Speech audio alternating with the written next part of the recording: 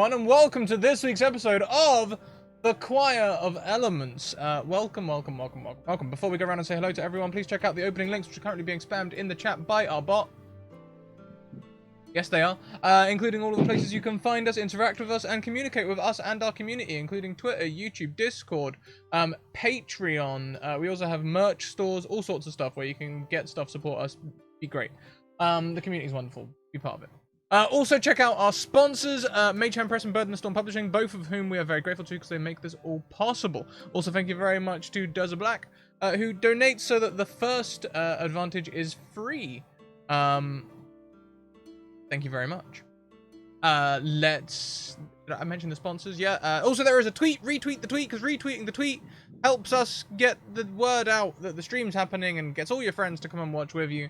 So retweet the tweet is very helpful. Thank you very much. Let's go around and say hello to everyone. Danielle, how would you like to lead proceedings? I will lead the proceedings. So hello, everybody. I am your friendly neighborhood DM, as always. Danielle, also known as @RyRacontor on Twitter. And I will be guiding our lovely players as they continue their journey through the elemental planes tonight. So we will go around and give everyone a chance to introduce themselves, starting with, you know what, let's go backwards this week. Let's go Scrat. Who's your character? Burbag I'm wonderful, me. I'm very law-abiding, and I help with investigations with my friend Cassandra, who's an investigator. We've solved all sorts of problems we have, and all of it very legal and upstanding. Official, too. We have documents. That's good. Documents are good. And next up, we have Ren. I can neither confirm or deny anything that they just said, but I play Cassandra Mortmain, and she is very good at detecting things, and the things that she does detect that she doesn't find tasteful, she ignores. Good strategy. It's a healthy relationship for everyone. Pretty much. Darn right it is. Next up, we have Holly. Oh, hi. I'm Holly. I'm Sigophilia here and on Twitter, and I'm playing Decadence of the Crystalline Cove. It's not that I particularly want to participate in all of these shenanigans that may or may not occur, but I also recognize that perhaps some people need sort of a backup plan, and that's sort of where I bring the muscle in, just sort of, in case there needs to be a jailbreak, or, worlds need torn in half and portals need opened. It's just sort of what I do. Still one of the best moments so far. Totally. And last, we have CJ. I am CJ. You can find me CrazyJ on Twitter, CrazyJ on Twitch. Outside of all this stuff, if you want to hear what I do, you can follow on that. Here, I play Oxy, a fighter. So, like Decadence, I bring the pain down. But unlike Decadence, I don't bring any proper niceness with it. No, nice, maybe not nice. Proper behavior with it. More likely to cause more trouble than prevent more trouble. But hey, that's that's why we got armor and backup and stuff, right? Right. All right, so we are picking up from where we left off last week, where our intrepid heroes had chased down Ashen's cousin, Kalak, and successfully intimidated him into showing them where Faden's apartment was. And you went in there. You weren't really able to glean a whole lot from the books, but you knew someone who was just not currently with you. And so we ended with Cadence and Oxy, but mostly Cadence, carrying about 70 books out of this apartment, a small library, that they were going to take to Cassandra for further investigation. So I'd like to pick up this week with Cassandra, who has missed out on many of these shenanigans. And Cassandra, so you were still at the market. Not a lot of time's passed yet. We're sort of rewinding a little bit. So if you had any other shopping that you did not get a chance to do or anything like that, now would be the time if you're looking for a particular item. I don't think that Cassandra is shopping. I think that she trusts them to get what they all need. So she is just going to pull out a journal or whatever and start taking down all the notes of the case so far. Okay. So you're sitting there making notes in your journal. Making a list of everything that you know, what might be going on here. When you hear a dog growling, no, just kidding. Hang on. That was so spooky. Down. Oh wow, this is serious playtime. Oh Sorry, I'm gonna have to hold him because he's unhappy right now. oh my gosh. Aw. Okay, This is Um, okay. I'm okay with Dog this. wandering and My familiar has joined the game. So Who's not okay with this? This is fantastic. you are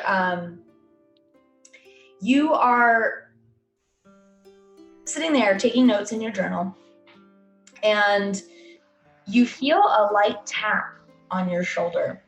And when you turn around or you look up, you see this Efreeti wizard. Very clearly a wizard. He's got he's got like a staff and all of the normal accoutrements of a magic user.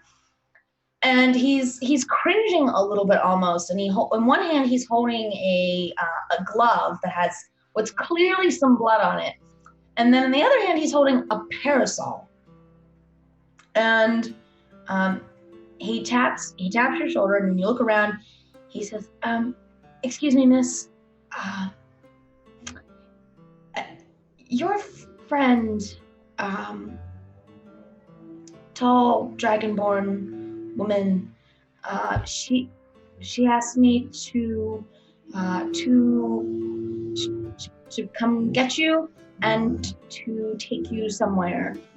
He like brandishes the items. is that her blood? Are They all right? Are they all right? they were all right when I saw them.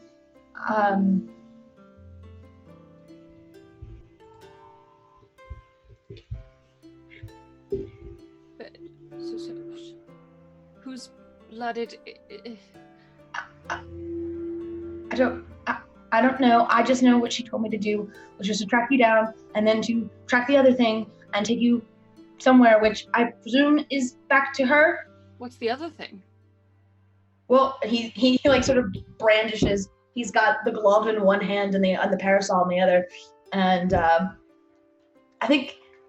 Correct me if I'm wrong, Cadence. He used the glove to get to Cassandra, or the parasol. The parasol, because that has been touched by Cassandra, I'm Okay. assuming at some point, and the blood is to get back to us. Right. Okay. So yeah, he says, "I use this," and he shakes the parasol to find you, and I'm supposed to use this, and he waves the glove to take you back somewhere. All right. What's your name, stranger with blood and my friend's items? He says, "My name. Oh, well, they didn't. My name's Abrin." Normally, I wouldn't go with a strange person who is brandishing my friend's belongings and bloody paraphernalia, but you seem far too nervous to be a competent murderer with a good plan like that. So I think I will go with you. I mean, your friend. She didn't give me a whole lot of choice. That sounds right. All right, I'll come. She's very scary. All right, and then Cassandra will start putting away ink bottles and things that she's been futzing with and clues and shove it all into a bag. All right, then.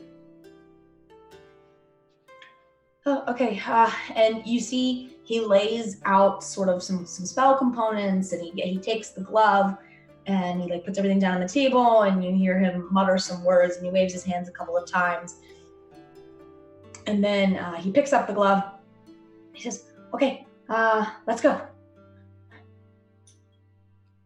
All right. right, lead the way. And he takes off down the streets. He's actually moving at a fairly good clip. Probably some of that nervous energy definitely going to increase his pace. Sir, you do realize I'm wearing heels. And run after.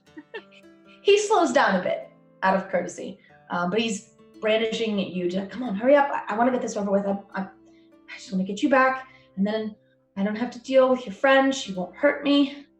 I really don't want to. Please tell her not to hurt me. I'll ask her opinion on that. Okay. All right. And he leads you a little ways southwest of the market where you and the rest of your party had stopped before, and where you were sort of, off in a corner writing in your journal. And he brings you down the street just as you see at the other end. So a little bit further down, you can see Barback and an Ifriti that you don't recognize, who is standing next to him looking very unhappy. And then they're standing outside a building, and coming down the stairs to the upstairs apartment of that building are Eshin, Oxy, and Cadence. And Cadence is carrying an absolute just mountain of books on her back as she comes down this staircase.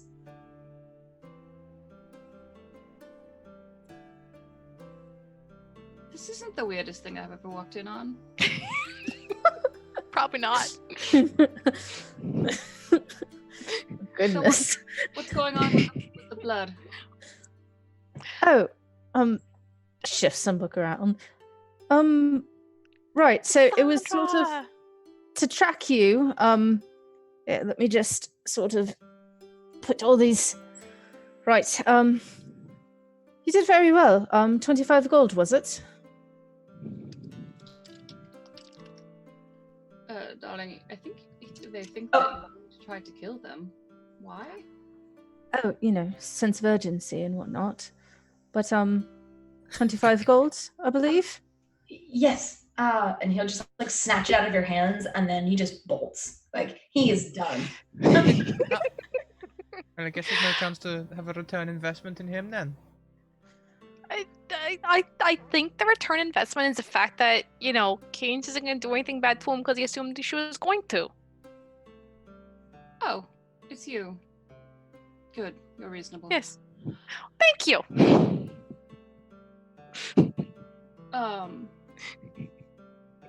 So we found many books. I believe Oxy has a useful one. Travel with.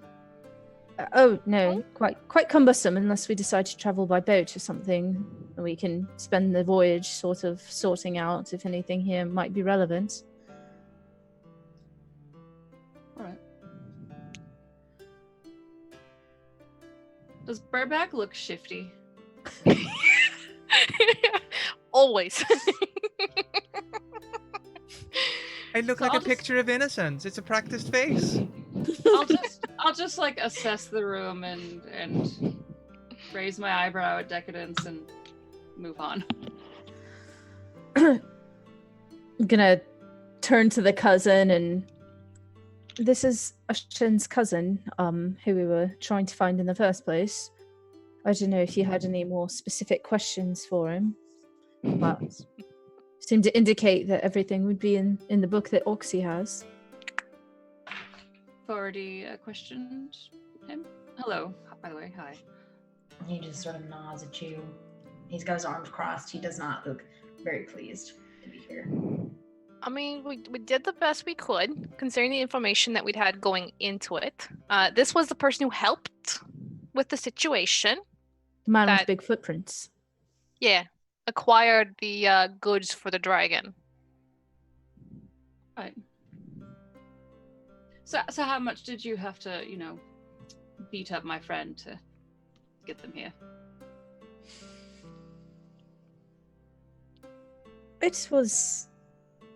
We were not overly rough. I healed him, Oh no, I meant him. Oh no. Because, he shrugs and says, I didn't have to do that much, to be honest. The Magmans did most of the work.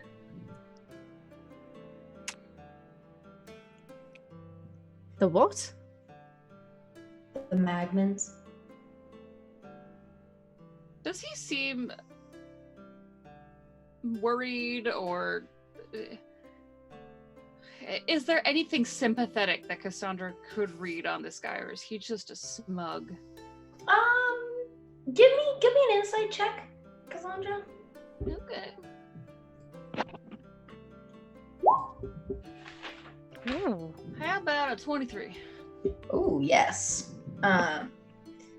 So, he's not smug, so much as he definitely seems to be a combination of, he's trying to appear as cool as he can, like you're not bothering him, even though he's definitely bothered. I mean, your friends got him here to basically give up a bunch of information, and you don't think he's real pleased about that. But he definitely seems like he's just trying to get away from you all, like to make sure that you're all satisfied so he can leave and escape with his life at this point. And Ashen is here, correct? Yes, Ashen is here. She's giving her cousin the stink eye. She really does not seem thrilled by his actions. All right, Cassandra will turn to Decadence and Oxy and Burtback. And you think that he's probably given as much information as he's going to? Oxy just kind of holds up the book. Pretty much all here. Sounds like the guy we were looking for went running anyways, and this guy was left behind to clean up the mess. Really. He just kind of fussed it up by not doing it sooner until he saw us. Oh, by the way, if you're thinking revenge-wise anything, the cousin's cool. Ashen. Alright, well. I'll turn back to Kidnapper Cousin. I trust my compatriot's judgment regarding your usefulness, and I suppose we can let you scurry off now. Well met, by the way. I'm Cassandra Mormain. And she'll reach out her hand for a handshake. He's a little bit nonplussed by that as a reaction that you're offering your hand. So he shakes it with just sort of a strange look on his face, and then... Yeah, I cast Shocking Grasp.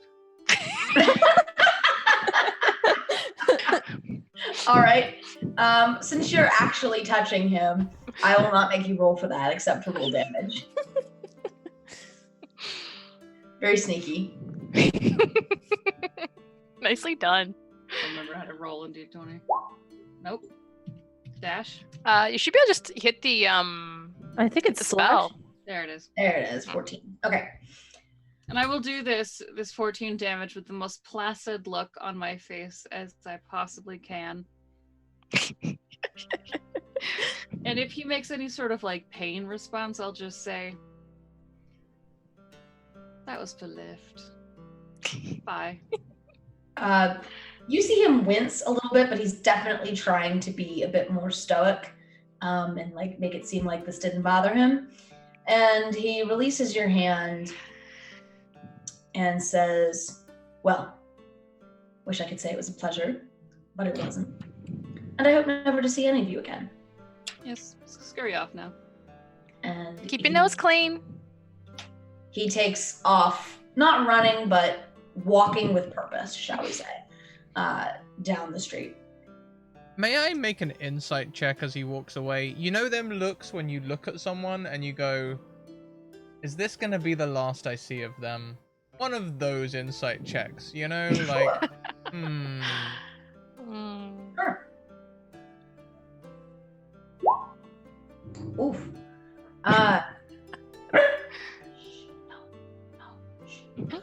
oh, puppy! Both. Hey, you gotta stop. So you let him walk away, and as you're walking away, hey, no. That's the noise he makes as he leaves. Yeah. Okay, wait, come back here. I set you down because I thought, come back. As he walks away, you watch him go, and you have a sneaking suspicion that this is probably not the last you're going to see. You don't think that he has... You're not sure if he's going to continue working for Faden, who had hired him, essentially. But you don't think he's going to forget anytime soon that you all chased him down in the middle of a street and basically wounded his pride and forced him into giving up a bunch of information for his employer. I mean, we wounded him too. Yeah, that too. Yeah. You brought the good cop in, who then slightly tortured him a little. Yeah, there was no good cop here, not really. He wasn't either. As he leaves, I'll probably turn to the group. Look, I don't reckon that's going to be the last we see of that one. Alright, Do you want me to go and biff him in the alley? Do you want me to hunt this mark him? Sorry, what? Do you want me to hunt this mark him? From the corner, Ashton says, I'd really rather you didn't. Alright. Alright. He is still my cousin, even though he's made a very stupid decision. Well, perhaps you can sort of guide him to see the light then. I think I'll definitely be having a chat with him much longer than either he or I want to have, but... You should have a sit down with his mother. That always goes splendidly. That is actually not a bad idea. That's terrifying. I was gonna suggest maybe just let him know not to cross people like that again. 'Cause if he is gonna plan on like seeing us again later, it's probably not gonna end well for him if this time didn't either. Cadence, have you ever sat down with my mother? Has she said anything? No. See, that's supposed to not. This is why you don't introduce Cadence to your mother. What? It's not as though... Look, it's not strange to do a sort of background check on the people you work with. No, of course not. If you manage to find my mother, let me know. There are enough people that have, heard of you or seen you around. I'm sure I could probably track down your mother, but I think I got a pretty good character reference. I hope so. We're here. Of course. And Bobak, I would not say anything to your mother that would bring your name any shame. Great, because I've been thinking. We've got a lot of books. Right. We could probably convince the average punter that some of them are magical. Him to make some money. Upon hearing that, I'm gonna go wander over to a Shen and start making some small talk. Okay, sure. Just so that they can keep scheming. You just don't want to be part of it. Plausible deniability. Okay. I get what you're saying, Bobak. I get it. But we also have to like track someone down. So how fast of a sell you're talking? We'll make it a fire sale. Magical books, random information, 1 gold potluck. Any wizard worth their salt would buy a potentially magical book for 1 gold and not be too disappointed if it didn't turn out to be magical. Nothing else that could reuse the paper. And some of these have got enough toilet paper in them for months. Let's at least give our companions like first crack. Like, Cassandra, do you want any books? Possibly. Cassandra will walk over and just do like a quick scan of some of the titles to see if anything looks really interesting. Yeah, so these books are, while they are not necessarily magical in and of themselves, they are, for the most part, about magic of various kinds, and also about the planes. So you've got a bunch of, like, bestiaries that talk about different creatures that live on the plains. You've got some histories of the plains. There are some tomes of myth and things that sort of verge on religious texts that talk about how the planes were created and, what they're intended to do, things like that. You can see that there are some like travelogue style books here as well. There are books on summoning and binding creatures. There are books on casting elemental magic, so a lot of stuff on like evocation or conjuration. Pretty wide variety of knowledge, actually.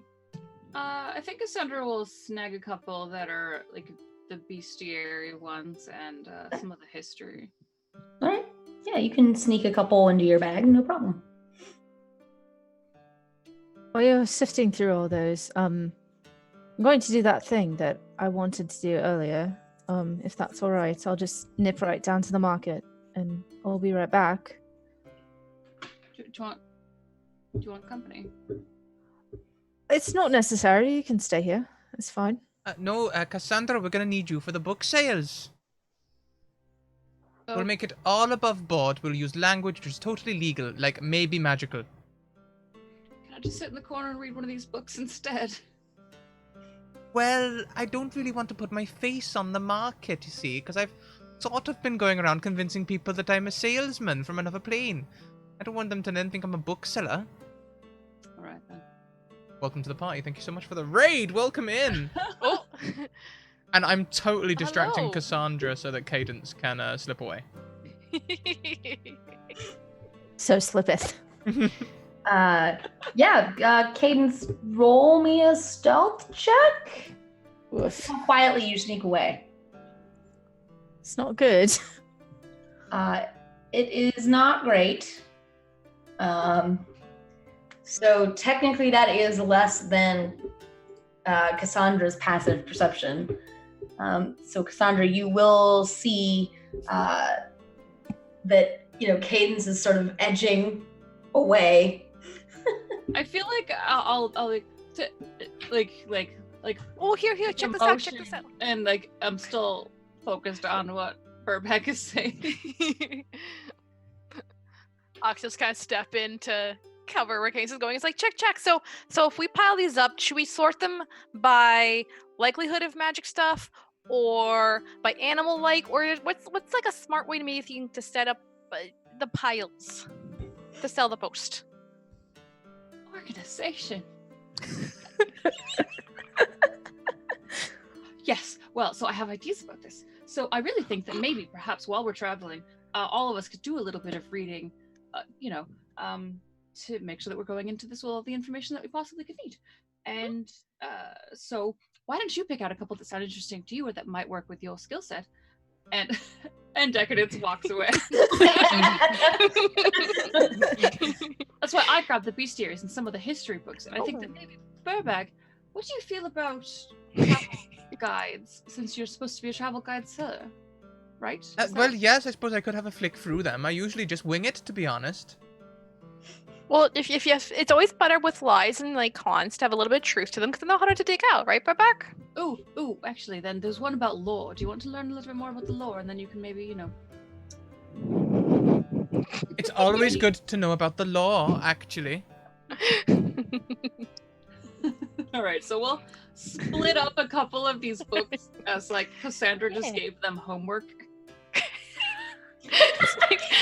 Assigned reading now? Like, imagine Oxy and Burbeck just kind of look at one another and it's like, Cadence owes us. No, Cassandra just got like we owed really, Cadence, really excited about organization and about getting you both to read. Yeah. Like, we owed Cadence, come on. Yeah. Now then, do we think we should also sort them by value? We don't really know what their value is going to be until we read them. No, but you can guess. Yeah, we can kind of make the value on some of them. We're not going to take all of them with us. Well, so there's ones that are about vocations and things, and that is really not in either of our skill sets. So... An evocation sounds fiery. That sounds great for a fire sale. Yeah. A fire sale? Well, we're in the fire plains, aren't we? Well, yes, but... Any books we don't take with us, we kind of gotta send off, unless we can find a large enough bag to take them. But it's not fair to Cadence to carry them all. Cadence is very strong. I'm sure she doesn't mind. I can go hunt for something that'll hold them all, but All I know is I only managed to get 3 items. One was the boots of flying. The other was the breathy thing. Was it the ring of breathing? I believe it was the cap of water breathing. The hat. lots of water breathing. The hat of water breathing, and the ring of.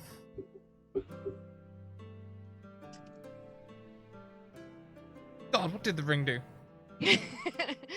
We need to take better notes. Was it? It was resistance of something, wasn't it? Cold resistance, maybe. Cold resistance. Yeah, because I couldn't use it. Ring of cold. I've only managed to get 1 ring of cold resistance, 1 cap of water breathing, and 1 boots of flying. So now we'll be all right on the water plane and the and the airplane.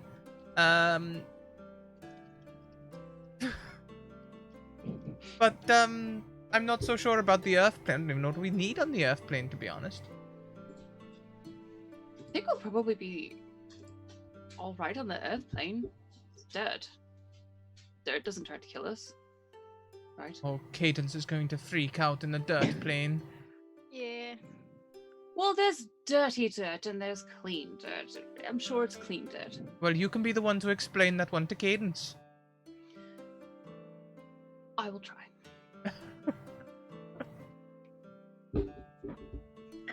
All right, so They're out dirt? my point is that we need more magic items.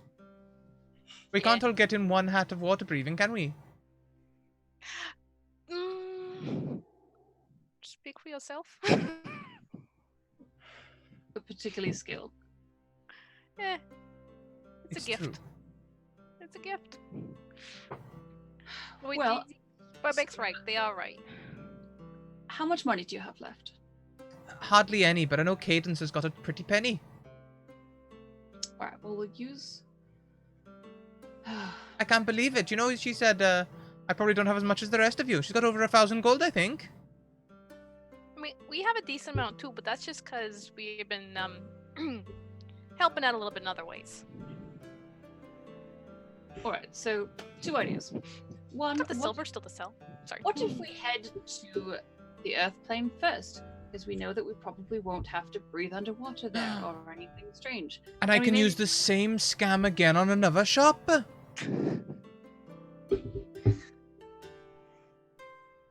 Put a pin in that and talk about it amongst yourselves.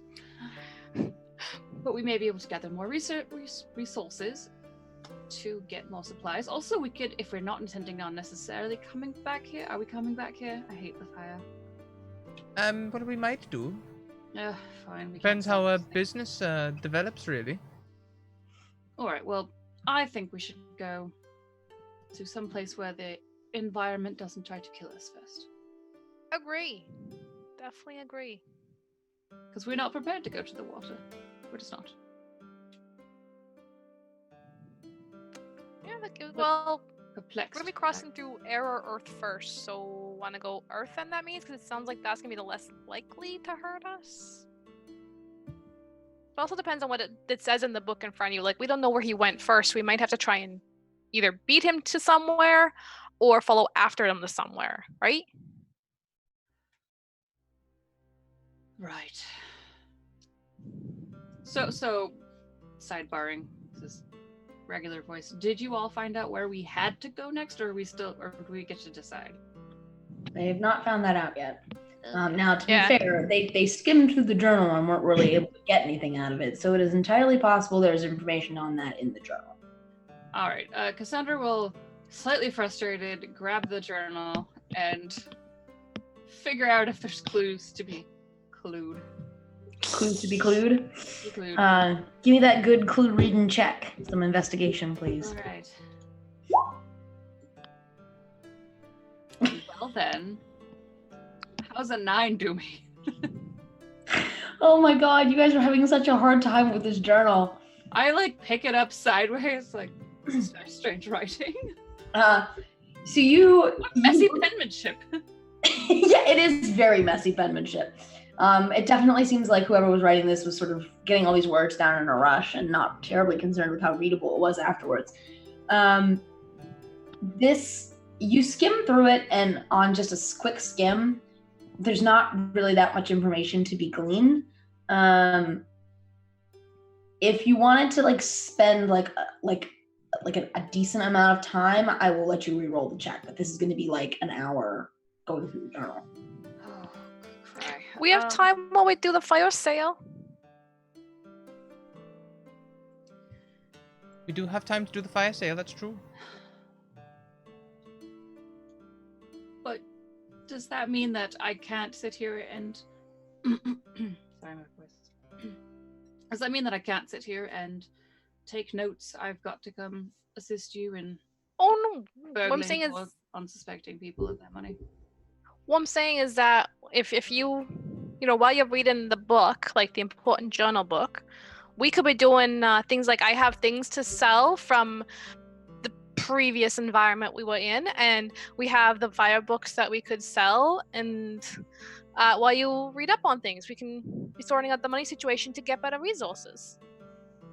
All right, I trust you both. There's a pregnant pause there.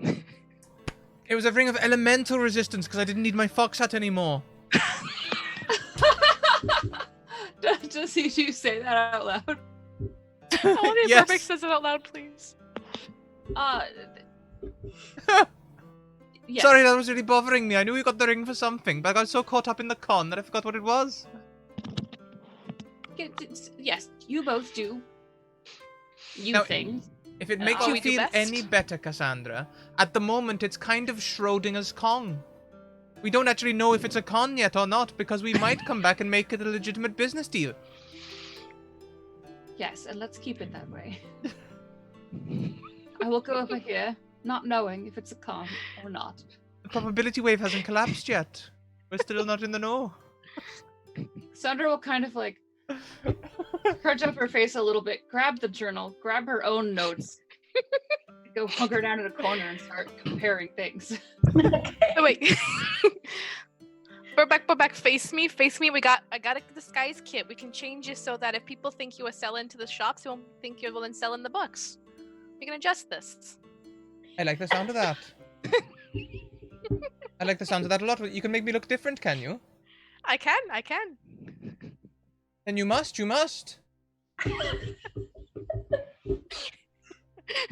All right. Oxy, how are you making up Burbank? What are you doing to make them look different? Please describe. Okay, so the funny thing is from someone that like watches way too many of those how to be a spy shows. So here's what's going on. We're gonna adjust the size of their nose, hide the hair underneath the hat, and have like other stuff kind of just sitting down to like distract and make it look like the hair, and adjust with some makeup the jawline type situation, and that's really it. Okay. But keep it subtle and simple so it just looks different enough. Subtle changes plus a hat. Plus a hat. All right. All right. Not the fox hat. All right. So Burbank, you have a hat now, so that's cool. So how are the two of you going about your book selling con? I'm gonna wait for Burbank, but imagine what we're doing is we're just kind of both like we set him up in piles and like some high, some low, and things like that. It's just going the thing where it's like, oh hey, we have these. Sure, that's perfect. Yes. Oh, no. Yes, with the slightly bigger nose of what Burbank has, so you definitely kind of.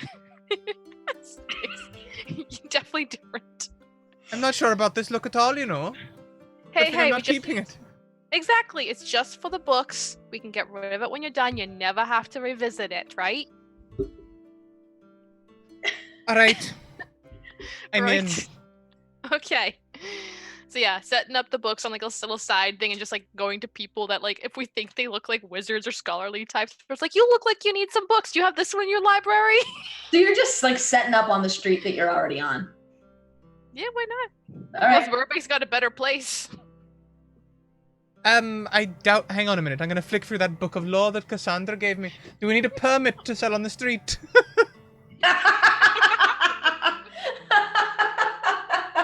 Oh my god. What, you going Roll to me- jail me now? Okay, roll me an investigation check, and depending on what you get, you'll either learn this knowledge or you won't learn this knowledge. Oof, all right. I also think you misunderstood my bad accent as law and not lore. What's the difference? All right. So buried in the stack of books that Cassandra gave you is a little book on the laws of the Brass City. Oh. And you sort of go skimming through it, looking for anything that seems pertinent to, selling and shopping. And you find out that you do, in fact, need some kind of permit to sell on the street, or as in a marketplace or something like that.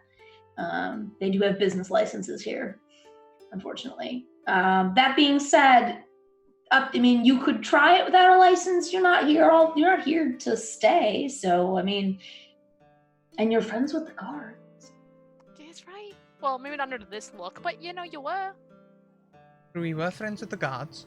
How about we go and convince someone to let us watch their stool for an hour whilst they're going away for lunch? And then we just sell all of our stuff while they're away. We'll keep it around the corner sort of thing. Then appear with all of our stuff. Then sell all that double quick. And then, oh no, sorry, we didn't really make any money. Or depending on how much we make, we could be like, yeah, here you go. Here's 5 silver. Sorry. Here's a cut. Yes. Good. Most merchants are nearly criminals anyway. They're very close to it. They get away with anything if they can. You're right. When you're right, you're right. And you're right. Okay. Why do they keep leaving us alone? I don't know. So, assuming the two of you haul these books back down to the marketplace and find a likely-looking mark? Yes! Okay. Do I need to insight check the marketplace for the second time this campaign? Sure. Let's see if you can find a likely-looking... Oh, my God. Jeez. This is what I get for saying that I'd let you guys play a level 12 campaign. All these checks that are like 25, 27. You look around. Now, are you looking for someone who also sells books, or are you looking for someone who sells completely different things? Preferably something completely different, I think. You find someone who isn't selling books, but they are selling book adjacent things. So like paper and quills and ink and bookmarks. I don't know, things like that, right? That sort of go with books. Who seems to be a little bit shy and has like their lunch out behind the counter of their stall and is discreetly taking bites every few minutes whenever they don't think that anyone is watching or no one is in their stall. I will stroll up to them with Oxy and but we should leave the book somewhere, not like... We should leave the book somewhere. Hello, friend. They do the, oh my God, and they shove their food back under the table and swallow it. Can I help you? Would you like to purchase a fine writing implement? No, I'm afraid I'm here on business. I'm market standards. I couldn't help but notice that you were snacking on your lunch behind the counter there. And, well, I thought, we can't have that. We want to keep the Brass City markets top quality. If you like, you can go and take your lunch and we'll look after your store for you for a little while. We've got all the official documents, right, Oxy? Absolutely. Absolutely. We're quite licensed to be here. I didn't know there was a market standards group. Very new. You might have seen us interacting with the guards not 20 minutes ago. Well, Check what's going on. Was that you with all the shouting? and everything. Yeah. Yes, someone was not keeping up to market standards at all, let me tell you. Oh, let me see your paperwork, I guess. All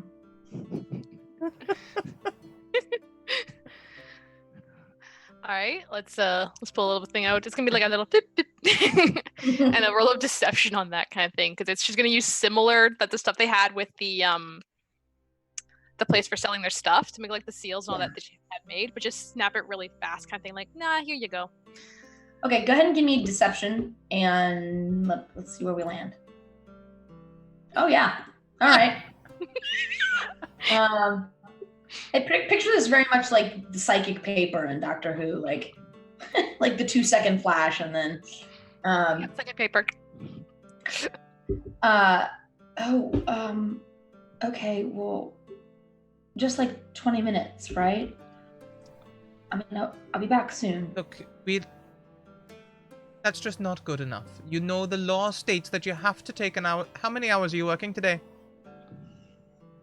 Well, I've been here already 5 hours. Mm-hmm. And the market doesn't close for another, 6? Something like that. I mean, not until dark sun. Right.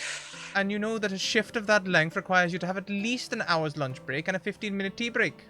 Have you taken a 15-minute tea break? I didn't know I was required to take a tea break. It's the law, sweetie. Oh. Well, I guess if it's the law.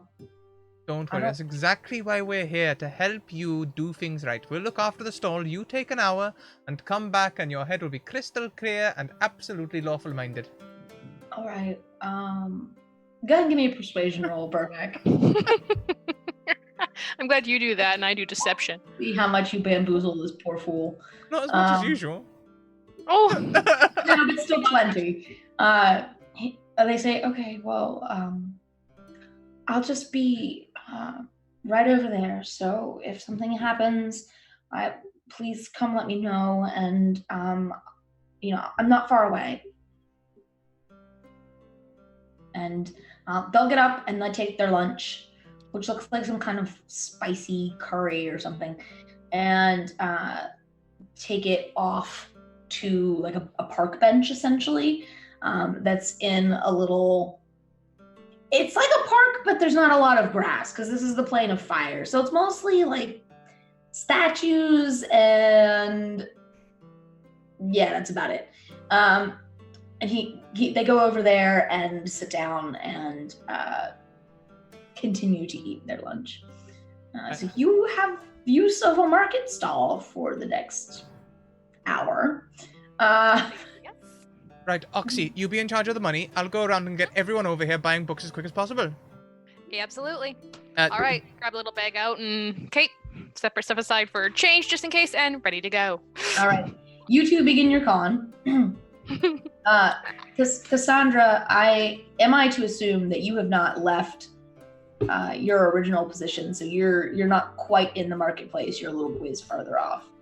Yeah, wherever they were, I'll just find maybe a shady corner. Yeah, like under the eaves of a building or something like that. Okay. So you are looking at this journal and spending a little bit of time with it. Go ahead and give me an additional investigation check. So you will definitely get something out of this. It's just a question of how much. Okay. So. I have a +7. Why? Why is this happening to me? You're just not getting the good rolls. Gotta talk to Burback. They're the one getting the good stuff. Thief. Okay. Yes? So, you get a couple of things. So you notice that as you're skimming through it, well, now not skimming, actually like reading through it now, things are a little bit easier to understand. And you notice that in his journal, Faden has compiled a bunch of notes on the myth of the creation of the elemental planes, and specifically the choir itself. You can see he's got some pages of notes about different rumored powers that each item in the choir is supposed to have. And those range from, the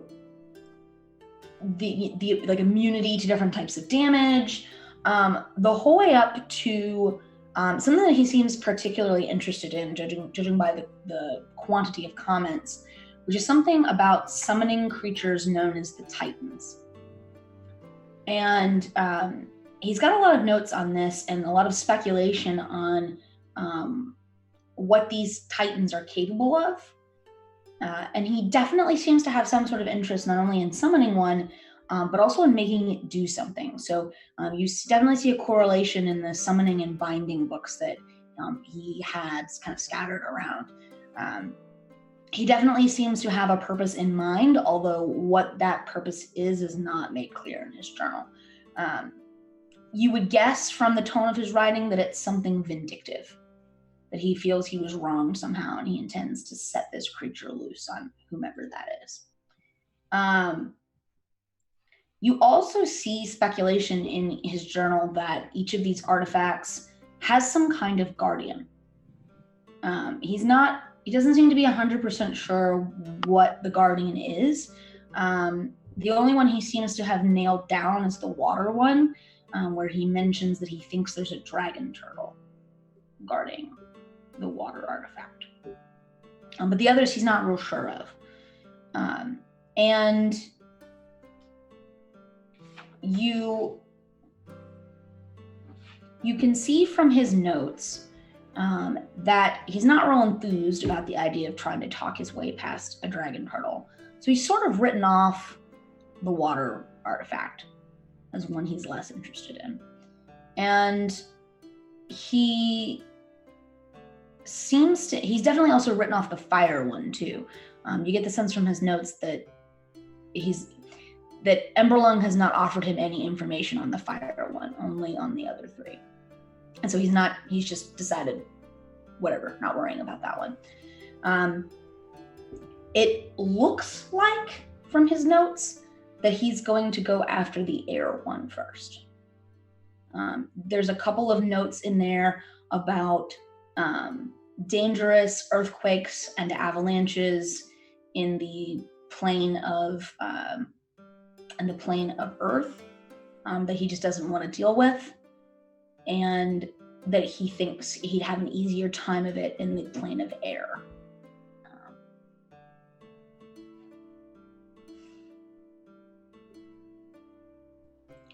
And as you are, skimming through this book, Cadence returns from her shopping trip.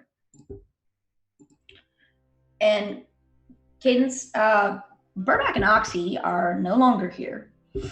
And you can see Cassandra skimming through this journal. And as you approach her, you get a glimpse of the journal over your shoulder, or over Cassandra's shoulder. And you see written into this journal, there is a sketch of an older woman who is, she's got, her face is sort of lined with care and old age, but she definitely still looks strong and hale. She's got a great sword strung across her back. You can see the hilt protruding up from the sketch. And she's wearing absolutely beautiful armor. Some of the most beautiful armor you've ever seen. It's full plate, but it's got these beautiful whorls and intricate patterns built into it. Who is this woman? And how do you know her?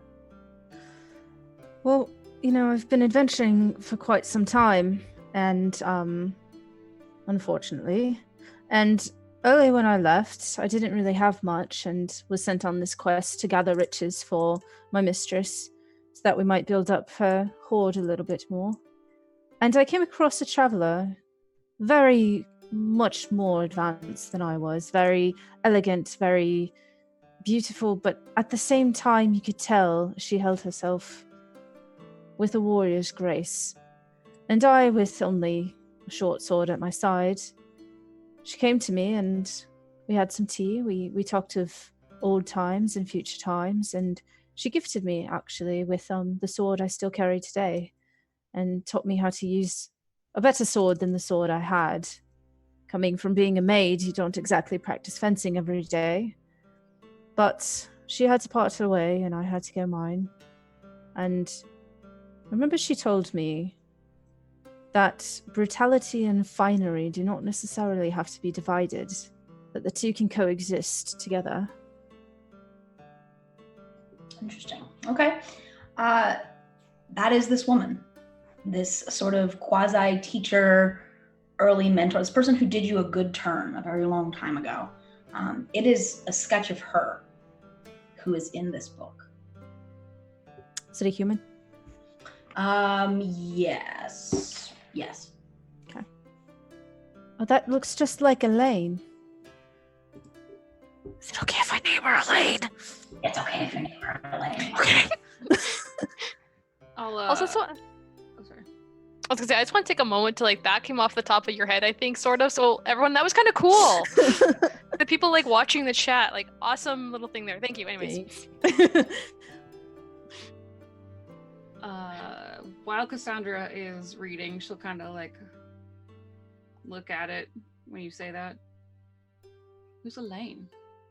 Well, I met her shortly after I journeyed, out. She taught me a little bit about the balance of, life in general, and gifted me the sword that I use. What does it say about her? I know it's quite rude to read over one's shoulder. Oh, it's fine. You can read. And I'll hold it out so that we both can look at the part that she's written on. Yeah.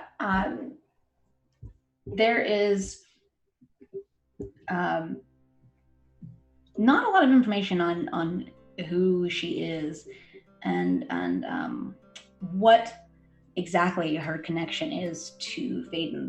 That a sketch of her would be in here. You do notice that it is labeled Elaine, so you can see that written along the bottom, and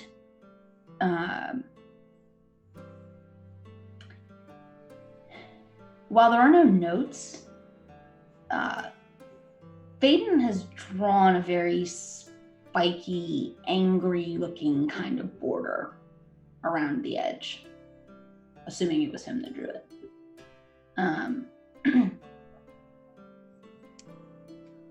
She was quite the gifted warrior. It's possible, I suppose, they had a run-in, or he was anticipating her to be in one of these places. Hopefully not the same sort of run-in as your friend had with him.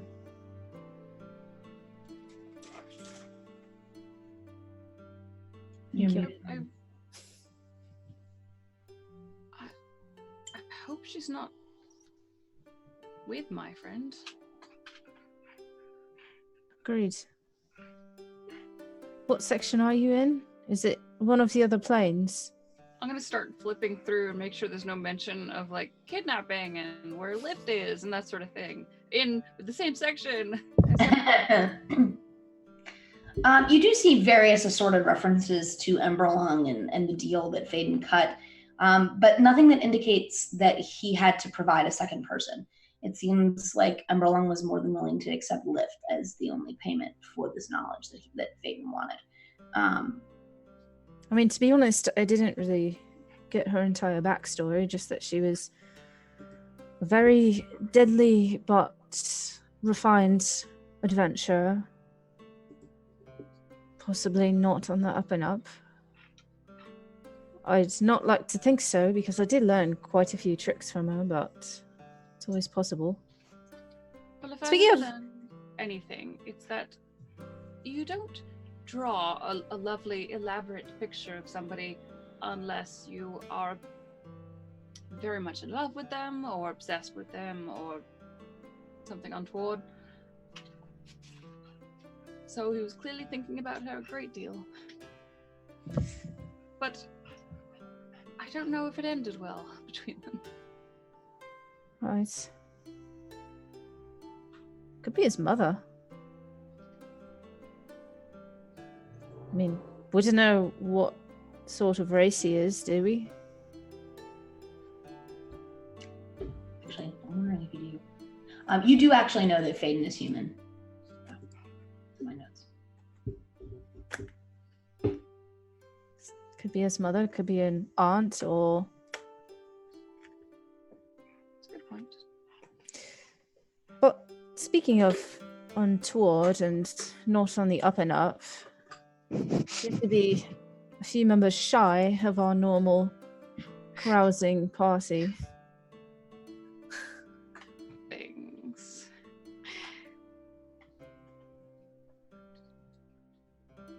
I think they'll be back soon. Right. Is the Shen still with us? Or is did oh she gosh, I've go been- off with her? No, I feel like Ashen is probably still lurking nearby. Hmm. She promised to make sure you all got to the harbor and, found your ship and everything like that. So she's still sort of lurking, make sure, just in case you need her. But she's not interposing herself into any of your conversations. And she seems like she's pretty deep in thought about everything that just went down with her cousin.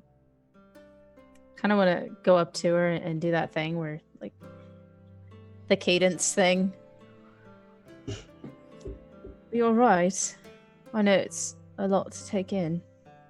Oh, I'm fine. I can't believe Calic was that stupid.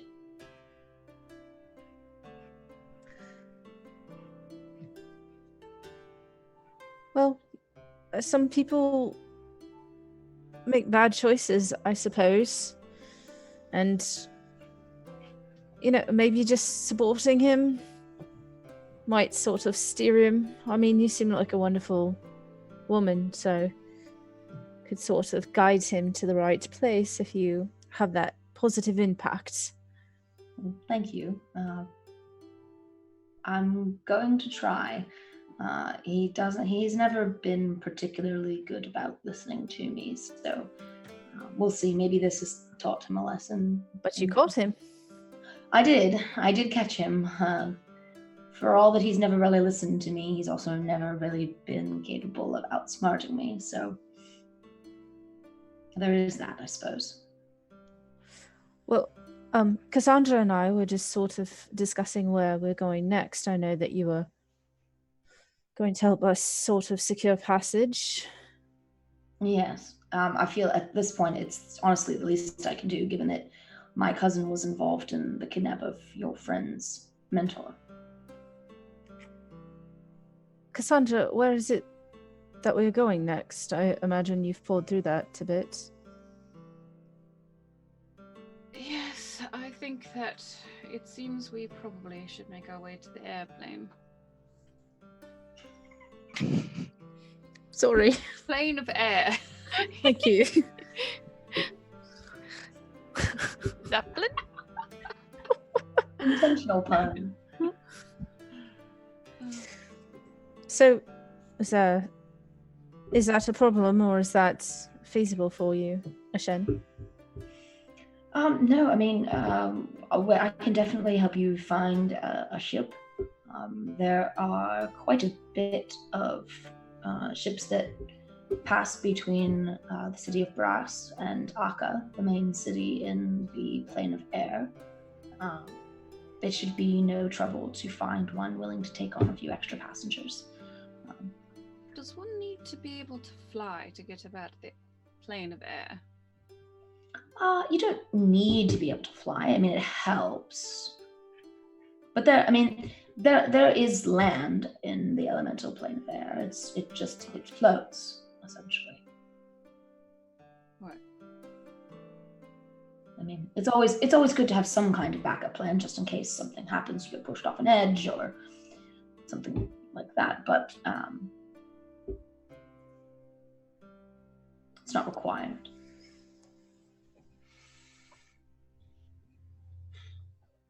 Do you want to fetch your friends before we go hunting for a ship?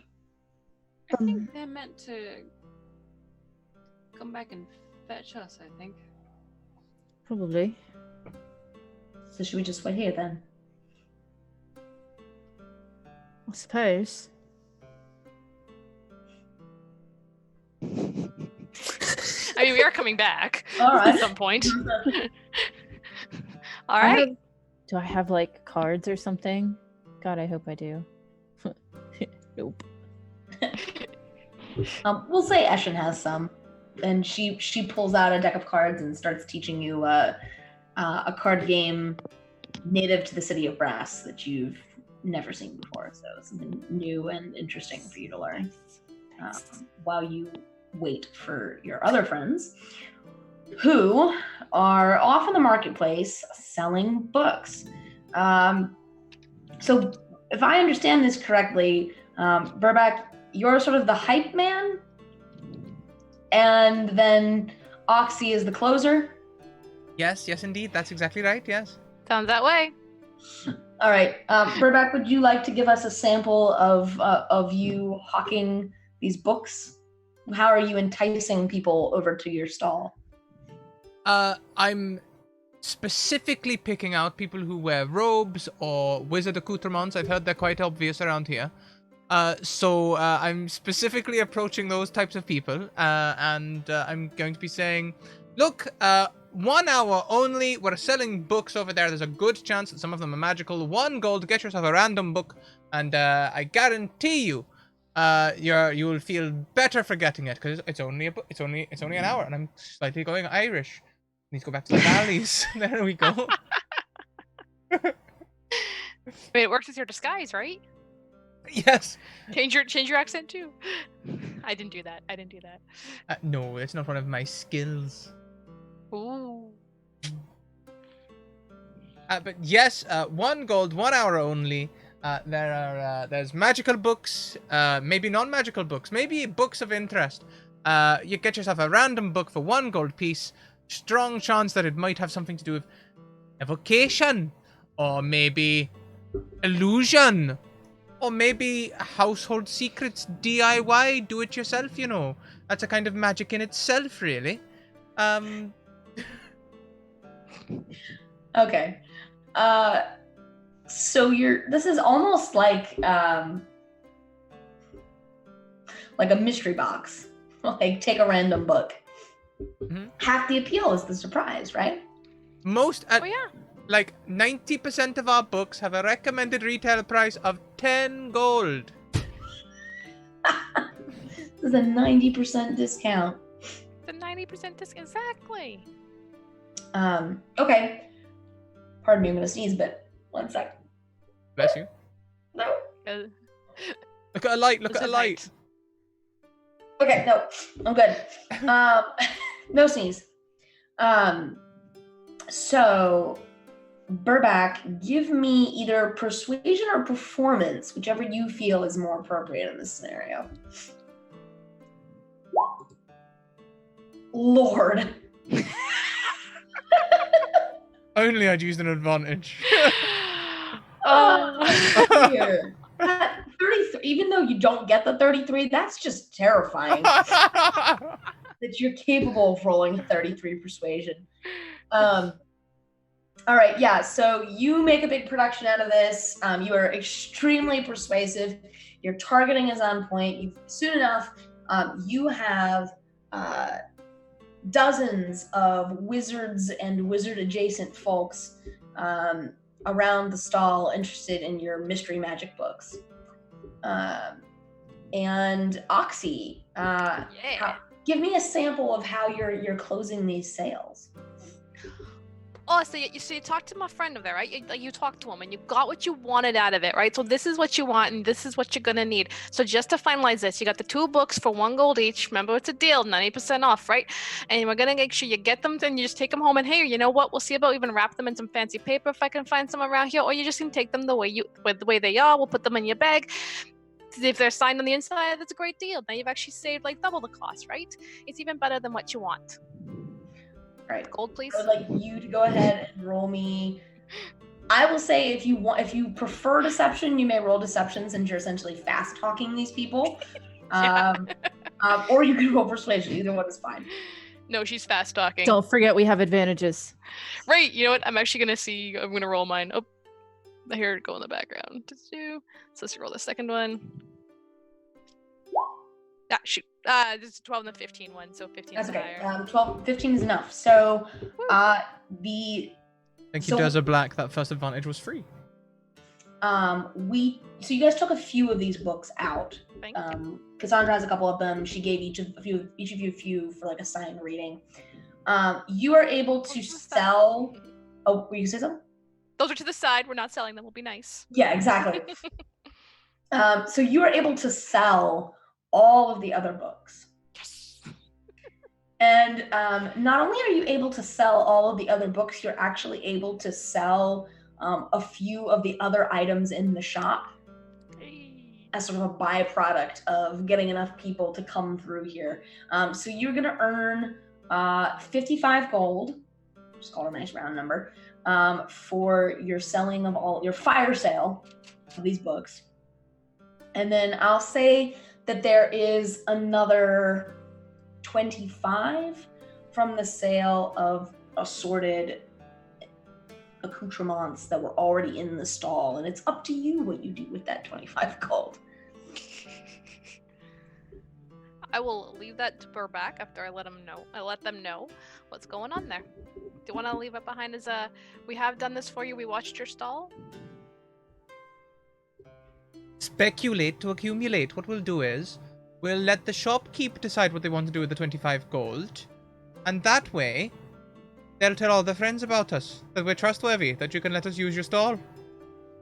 We might not want to come back. We might not want to come back, but it's always good to have friends in strange places. It is. Absolutely can. Yep. Sounds good.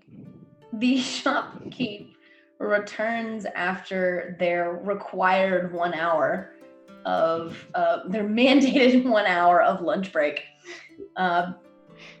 and sees that several things from their stall have been sold, and looks at the two of you and says, did you sell some of my stuff? A large amount of it, yes. 25 gold's worth. Mostly Oxy, to be honest. They're a brilliant little salesperson. I do what I can. Thank you. I didn't expect to get this much sold over lunch while someone else was watching my stall. So thank you. Did you put the 25 in the till? I think so. Did we put it in the till?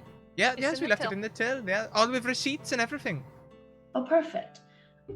They go over to the till and they open it up and they pull out 2 gold and they hand one to each of you and say, "Thank you for being so kind and watching my stall while I ate lunch. I appreciate it." You are we're more just than glad you welcome. got to take a break. Right. But, tell all your friends that the agency, the market standards, we're out here to look after you all. We're thinking about forming a union. I'll be sure to let everyone know. I'm friends with a lot of the other shopkeepers here. Good. Glad to hear it. Thank you.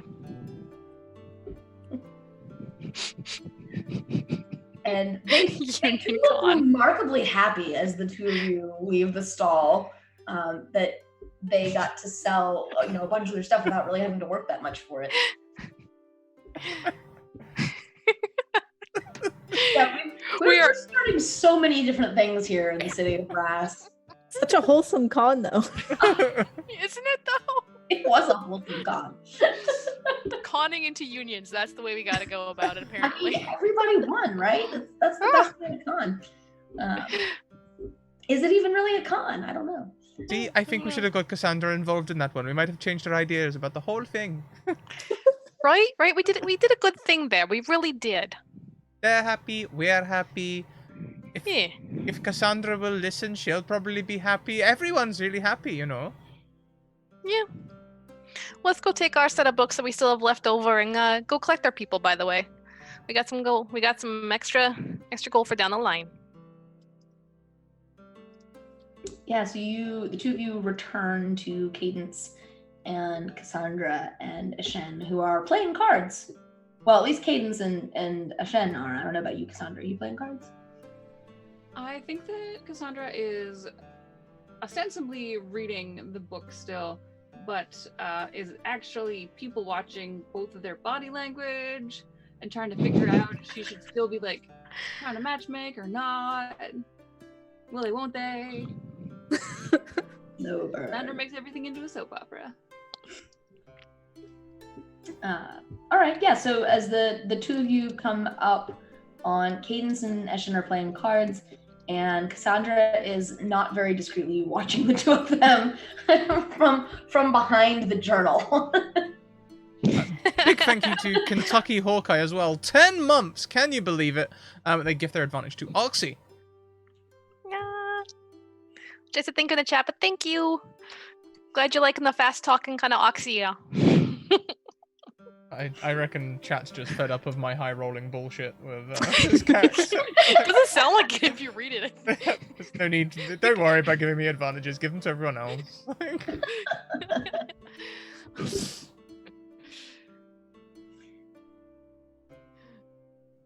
Hello. No, it's Hello.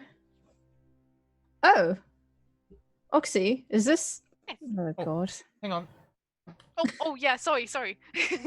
Oh. We just So I wanted to want make to sure know- that we win. We did good. We made someone took the lunch break. We made sure they actually got the lunch break, and we sold a bunch of their stuff too. They made a lot of money. We made them 25 gold. Yeah. And we Excellent. made ourselves 55 gold. Even better. Yeah. Are we wanting to spend that before we leave, or? likely. I don't think you can really get all that much for just 55 gold. I think it's a start, but we probably should get on the road. All right. Cassandra was saying probably the elemental plane of air next, and Ashen graciously offered to secure us passage, or at least assist us in securing passage. I suppose we need to head to the port then. The airport. Sounds good. Thanks, Bobak. We're just transitioning to a different set of puns. Yep. Of course. How many planes are there? There's like 7. 4. Yeah, so Ashen will lead the four of you down to the city's harbor. And if you recall, I know I keep saying this, but the city of Brass is essentially shaped like a bowl. So the port and the harbor is on the edge, sort of higher up. And it actually does attach to the Sea of Fire there. So there is a little bit of an inlet in the actual port where there are actual brass boats sitting in the water that is actually lava. It's hot, like even more than usual. It is warm over here by the port because you are right next to this lake of fire. But in addition to the wet docks, quote unquote, that are in the actually in the Sea of Fire, there are also docks here that are not in the traditional sense of a dry dock where they repair the ship, but they are dry dock in the sense that these are not for ships that sail on the Sea of Fire, and these are airships essentially that can fly above the planes. And it's toward these airships that Eshin leads you. And because she knows that where you're going, the Sea of Fire does not go. And as she walks, she says, there's a captain here who owes me a favor for some help I gave her a long time ago. And I expect that if I can't pressure her into taking you for free, I can at least pressure her into taking you for a discount to take you back to Akka. Much Any help you appreciated. can give, yeah. And she points out a ship, not too far away from you now. You're headed toward it, pretty quickly, sort of moving with the flow of traffic. This ship is very big. It has a very large balloon above it, and you can see it's sort of set up like a hot air balloon, so it looks like they've definitely got some kind of fire generation mechanism sitting underneath it. The balloon itself is made of a pale blue color, and has what looks like cloud designs painted on it in like a light grayish white color. It's very pretty, and the rest of the ship itself has sort of been decked out to match. And the figurehead on the prow of the ship is what looks like a falcon or a hawk with its wings splayed back against either side of the ship. Very gorgeous. And as you get closer, you can see a tiefling woman who is standing on sitting at the back of the ship on the deck. She's near the wheel, and she's got like a great long coat, like very traditional pirate captain-y coat. It is a rich navy blue in color with gold trim, and she herself is a blue-skinned tiefling, and she's got the horns that sort of sweep back over her head directly. And as Eshin approaches the ship, she raises a hand and she says, "Oi, Euphoria!" And the tiefling woman looks up and sees Eshin and smiles and comes bounding over the ship, sort of like doesn't take the stairs, like bounds over the railing of the ship to jump down to the main deck, and then comes over to the ship's edge and where Eshin leads you, so you can sort of talk to her. She's a little bit further up on the ship itself. And the tiefling Euphoria says, "Eshin, what are you doing here? I haven't seen you in months." And Eshin says, "Well, I live here. What are you doing here?" And Euphoria laughs and says, "Stocking up, about ready to head back. Who are your friends?" And Eshin will turn and say, "Well, do you want to introduce yourselves?" I think Cassandra will jump out to the front and, well, this is Cadence. What? And this is Burback. In one of the very few times that Cadence will touch another person, pushes Burback up. Hello. Burback L'Orealian, how to meet you? Nice to meet you, Burback. My name's Euphoria. Oh, very nice. We're all doing the introduce each other thing, are we? Well, this is Oxy, I guess. Greetings. Nice to meet you. Nice to meet you too. Is there? I assume Eshin has brought you here for a reason. We want to go to the airplane.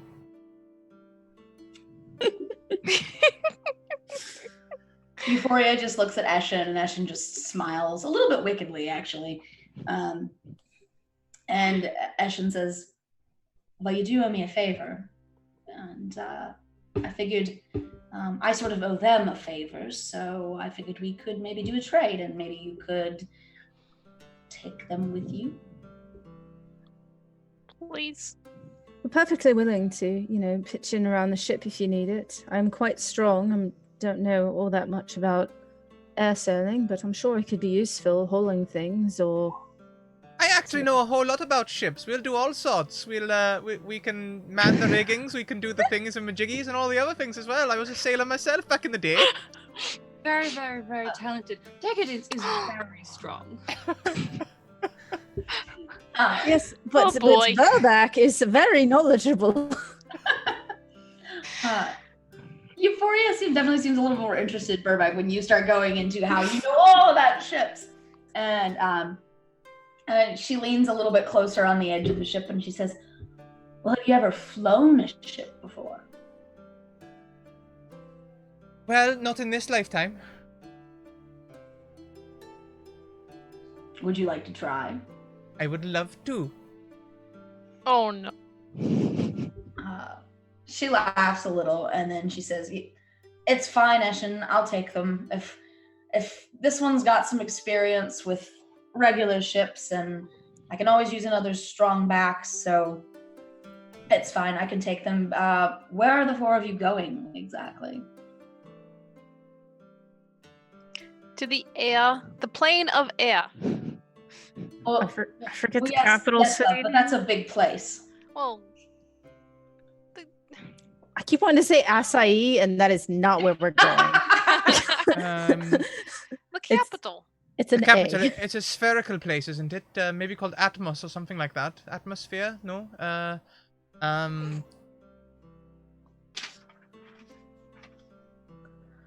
That's terrible, but also really good.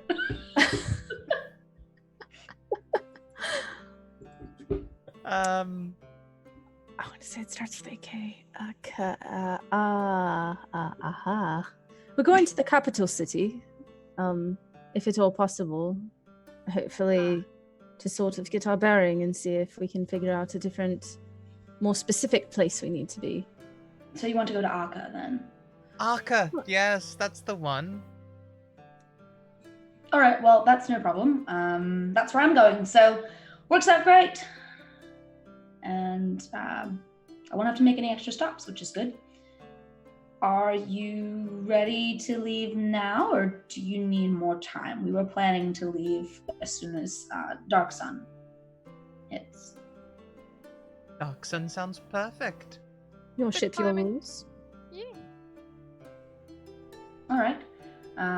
Well then, I guess you can come aboard, and I can show you a cabin where you can put down all your stuff, and we'll take off in probably another hour or so. At I can show you a cabin. Cassandra will grab Decadence's arms and like under the fan be like, I bet she can, and they'll just keep on walking. Oh my goodness. I'm sorry. The menace. That was great. Cadence will sort of like start to be led away and just Ashen and bow very formally. Thank you so much for all that you've done. It has been such a pleasure to know you and to be in your company. Hopefully I'll see you again someday.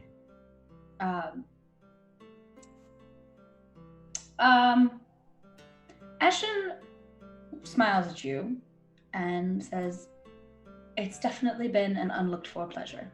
And I do hope that the next time you're in the City of Brass, once you resolve all of this business with your friend and your friend's mentor, that you stop in and look me up. And Of course.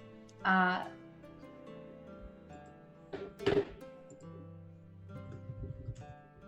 on a second.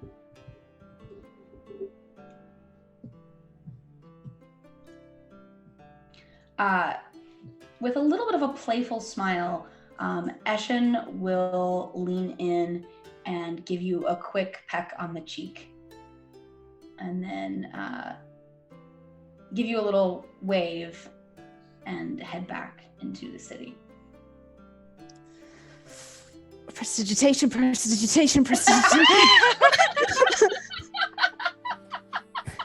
There.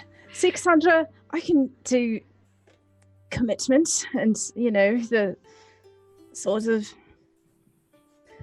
Cassandra didn't see any of that because she already had written off the new one as falling prey to Burback, and she is now scouring the deck to see who else she can try to set up with her friend. Not realizing that Fallen prey to Burback. Is that how you think? I feel like probably yes. He's got a sort of je ne sais quoi to him. I don't know No, how to I'm say not- French words with a British accent. It doesn't work. I'm not a genasi, no. Je ne sais quoi. Go Yes. back. Je ne sais quoi. So I ignored all that and I am open out for hoodies. That's great. Hottie Scout 2019.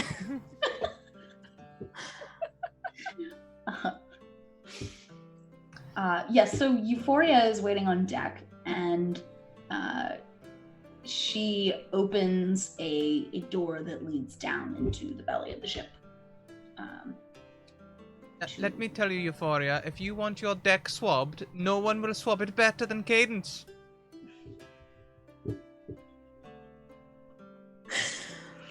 That thing will be sparkling, I tell you. True. Euphoria just is like, good to know. I'll keep that in mind. She seems like a good lass. And yeah, but she opens the door and says, "Your cabins are down here." Thank you. And she'll just take you and show you. So you've got 2 rooms essentially. They're not very big, and each one has 2 bunks in it. So one bottom bunk and one top bunk. And it's pretty cramped. There's pretty much just enough room for the beds, and then like a chair. And you can put like a little bit of your gear on the floor, and that's more or less all the room that you have. And these cabins are not very big.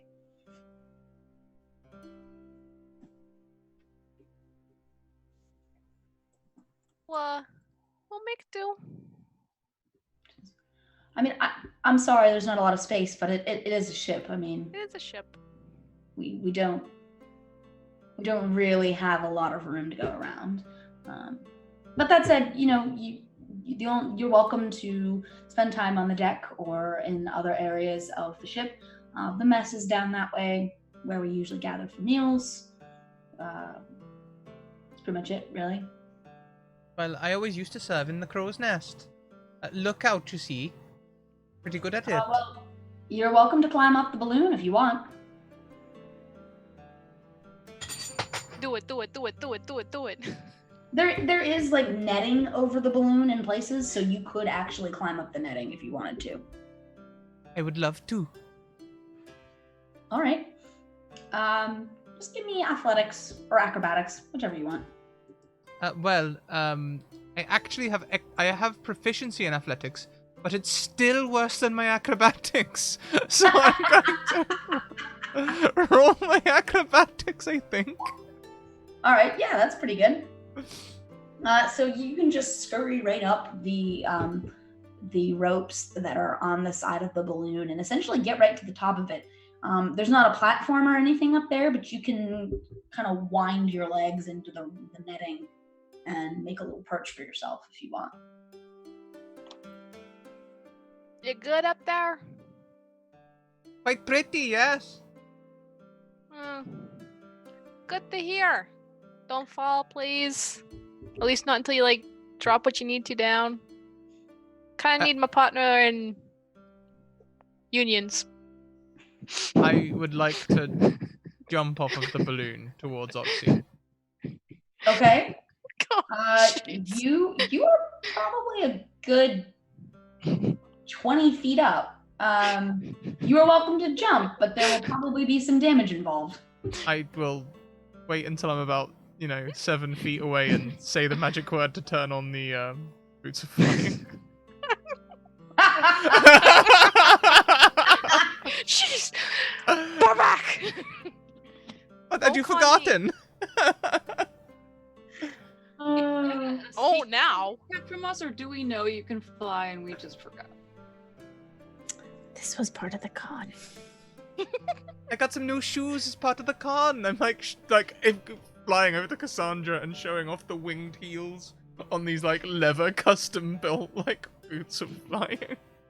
That's nice. Yeah, Apparently Euphoria they're looks up. apparently they're usually like 500 gold. Dare I ask how much you paid for them? Not a penny. I did not dare, apparently.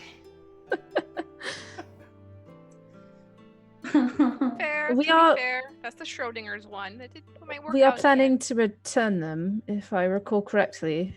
Yeah. So technically, we haven't bought them. They're just sort of on loan. It's a sample in case our business takes off. It'd be really nice if it could. It'd be something really cool that we could do along the side to make gold. Right? Right. I reckon so. Quite lucrative, actually. Set up a shop somewhere like Neverwinter. Go in and out of the planes frequently enough. Go use something like a service like this to bring things back from the different planes. Yeah, we could set up over on the other planes as well. Maybe set up somewhere like Schwarzenbrunn and all over the place. Funding like this could go to dealing with those cases where they don't have enough money to get help for what they need, right? And it all starts here. Sorry, are we starting a side hustle where we try to recruit employees from all of the elemental planes so that we can open shops in all of them because we can't actually be asked to stay in one place? That's the gist of it, yes. All right. Hmm? Although it's not so much not being asked, it's just good business practice, really. I know where my skills lie, and it's not in sales. I think your skills lie perfectly in sales. Yeah, but not that kind of sales. Not the Oh, stand well. in a shop being bored kind of sales. All right. Well, let's get Alright. out of this fiery pit. And on that note, is there anything any of you would like to do before the ship takes off? So you still have another couple of hours.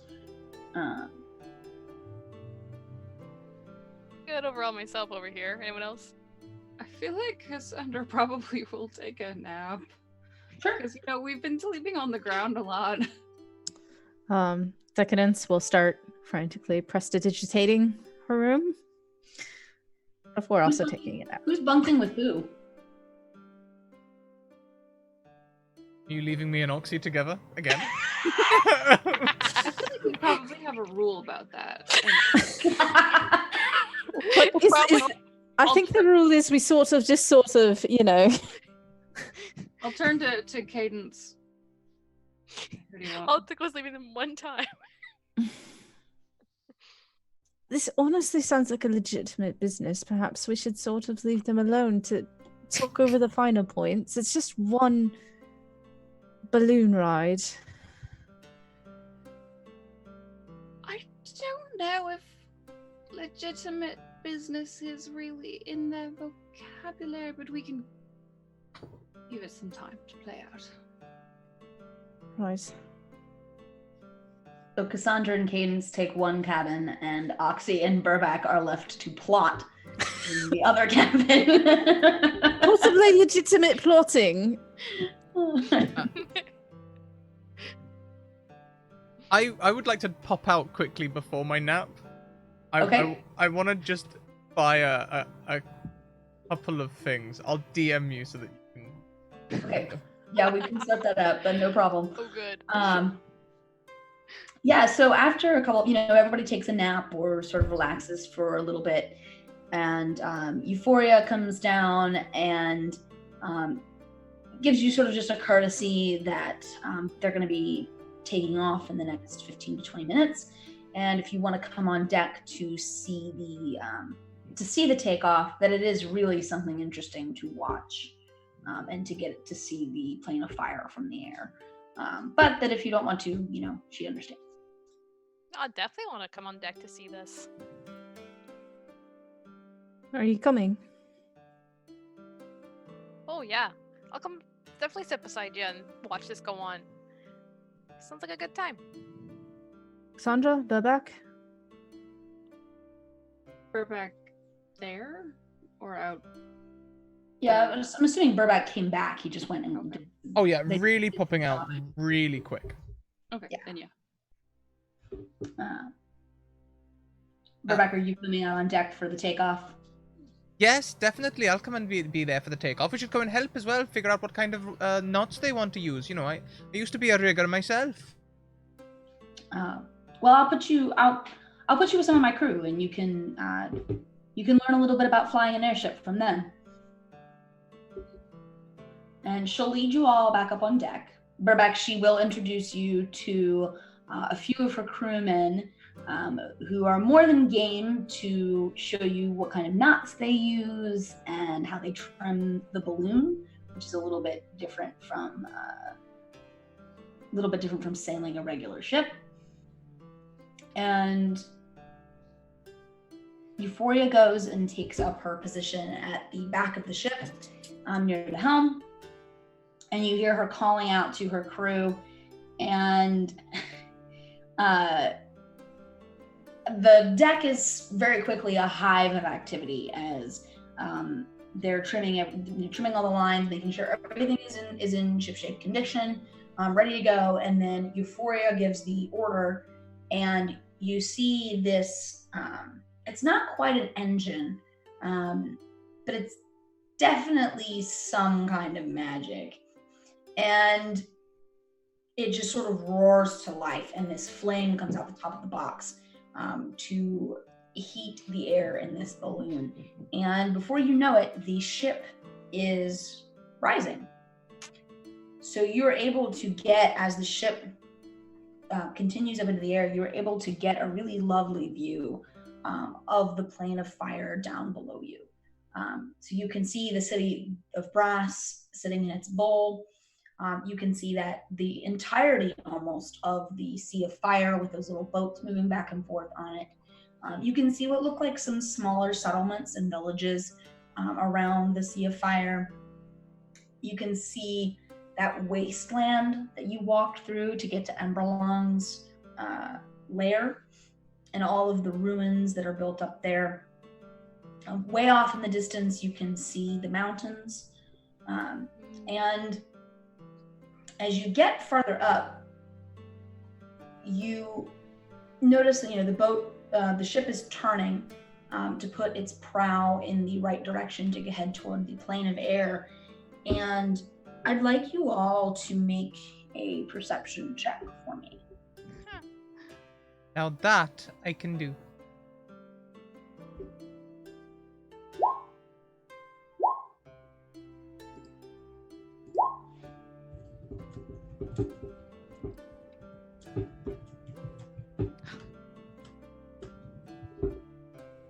Oh, the dice. Okay. Ooh, look at that from Cassandra, Oxy. Cadence, not so much. Burback, can I get one from you as well? No. Sorry, yours is right there, 24. I missed it.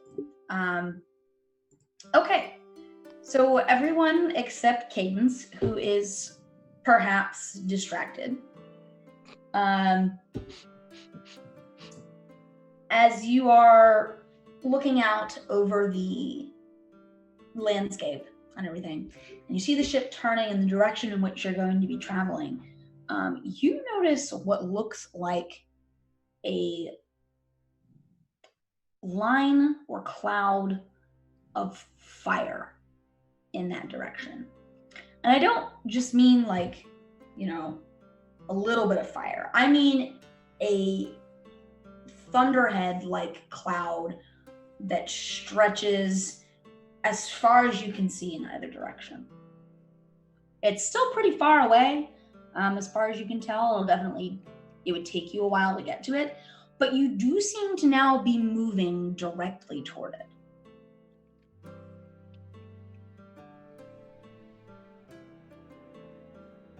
Well, that's interesting. Horses. Where's the captain? Do we see her? Euphoria's at the helm in the back. Oh, okay. I'm gonna look back and see if it seems like she's noticing this. She's talking to one of her crew, but she's got an elbow resting casually on the ship's wheel. as she's talking to them, and she doesn't seem to be concerned. Maybe this is normal? Are there any crew members around? Oh yeah, Around just us, yeah. area? Absolutely. Do they seem to be noticing this?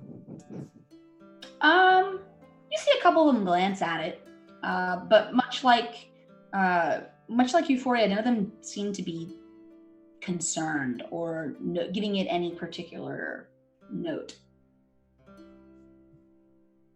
Burback's playing it cool. See things like this every day, don't you really? But that doesn't stop them from slipping the ring on their finger. So you had the boots, the ring.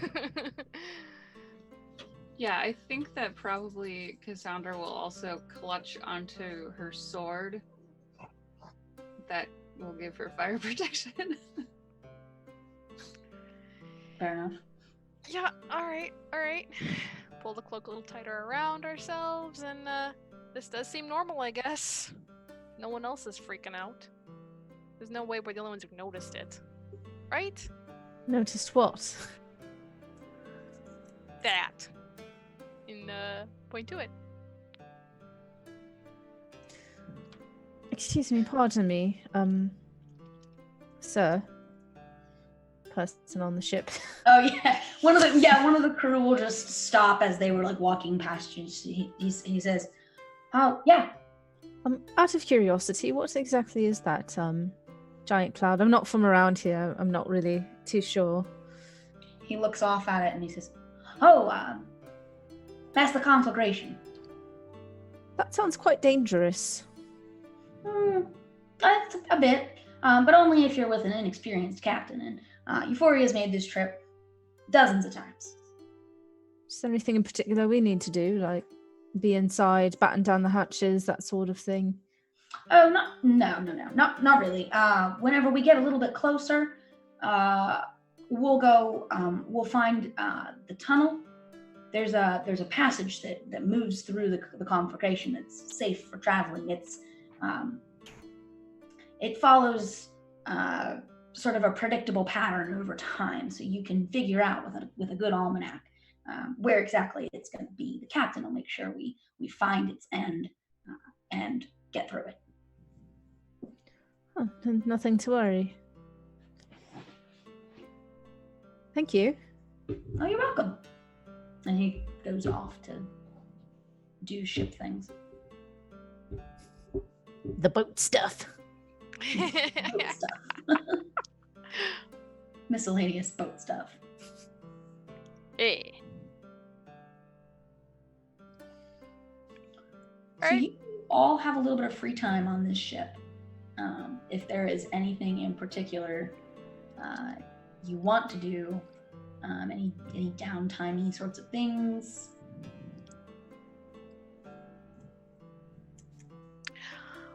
Pretty good, just... Yeah. So you missed me saying then that there's all about keeping things ship shape. Yes, I did. I did say that. Just making And what a puns and shame ship. it was. I would like to do the thing that I whispered you about. Keeping I'd like to ship leave shape. that somewhere. Yes. Is there? You said you wanted to. Okay. Yes. No problem. Other than that, I'll just keep on, doing knots and tying things off and manning, you're rigging, having a and jolly good time with these airship crew. They seem to have accepted you sort of as one of their own. Oxy, you were saying something about what you wanted to do? Exploring the ship, and then if any crew, like when they're on break, is kind of do like the little 3-card Monty thing with them as a fun little lark thing, where it's like, yeah, pick which one, find the like little red dragon. All Little right, head comes out from the middle of quarter so often and just like swaps cards. Give me like a sleight of hand check or something. Let's see how your 3-card Monty game goes.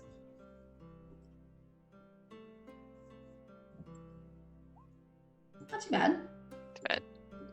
Yeah, so these are old salts, and they've definitely played an assortment of games before, so they're not quite as gullible as some people that you could normally take, but you're pretty good. So you still manage to like, I don't know, take like 10 gold off of them in the process of doing Hey. this.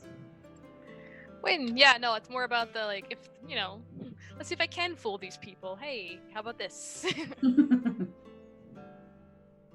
It's practice. Practice. Anything you're up to, Cadence? I think we had some books to read. Is that correct? You do have lots of books to read. Well, we still have leftovers. So I suppose I'll start working my way through that.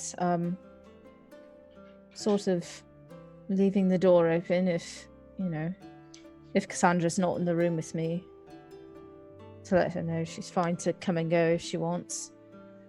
Okay. And if anything needs lifted or cleaned, or definitely cleaned, I will be around.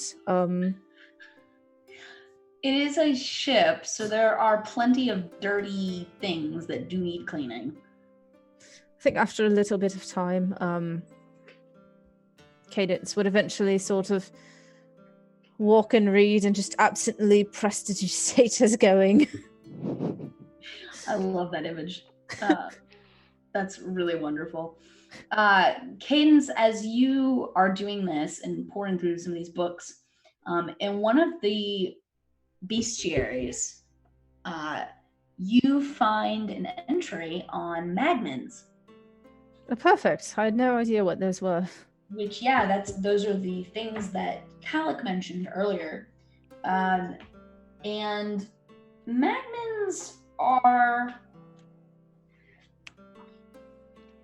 they look a little bit like they might be something that came out of the hells.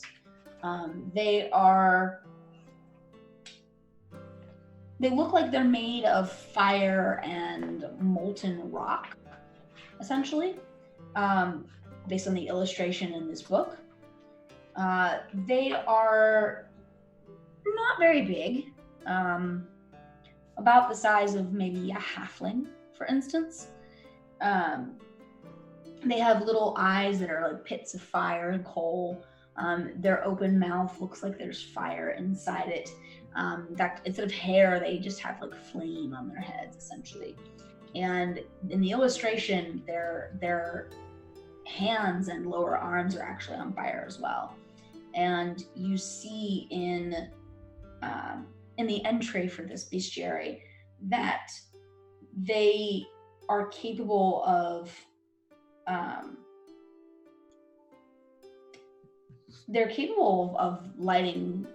summoning fire at will, essentially. And that whenever one dies, it just explodes in fire, more or less. Which might explain some of what happened in Ordham the night that Lift was captured. And they are very, very, very chaotic creatures. You're only really able to convince them to do something if you summon them and bind them into it. Otherwise, they just sort of run around lighting things on fire. The epitome of a pyromaniac. But they tend to live in like active volcanoes and things like that because they do love the heat. So they're not. Are they originally from the fire plane, or are they sort of in both, or in hell? They can be summoned to the material plane, and if they're summoned and just sort of left there, then they can remain until such time as someone kills them, and then at which point that triggers the explosion. But they are a variety of fire elemental, essentially. Luckily, I still have water spell, just the one. Cassandra, the next time you go back to your room, there is a box sitting on your bunk.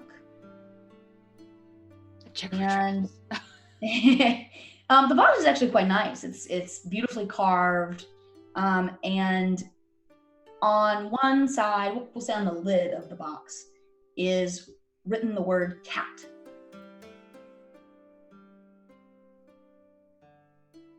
Cassandra will look around.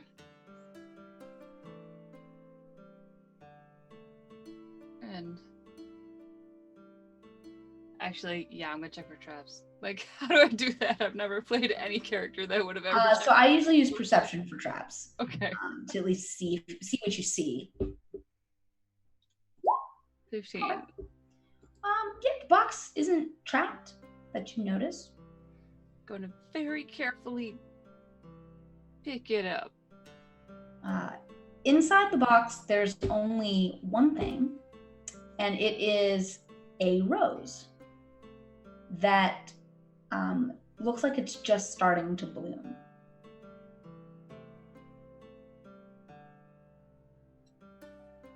And there's nothing else. Nope. I'm gonna put the cover back on. Well, that's probably not for me. And grab one of the history books and read it. Okay. Let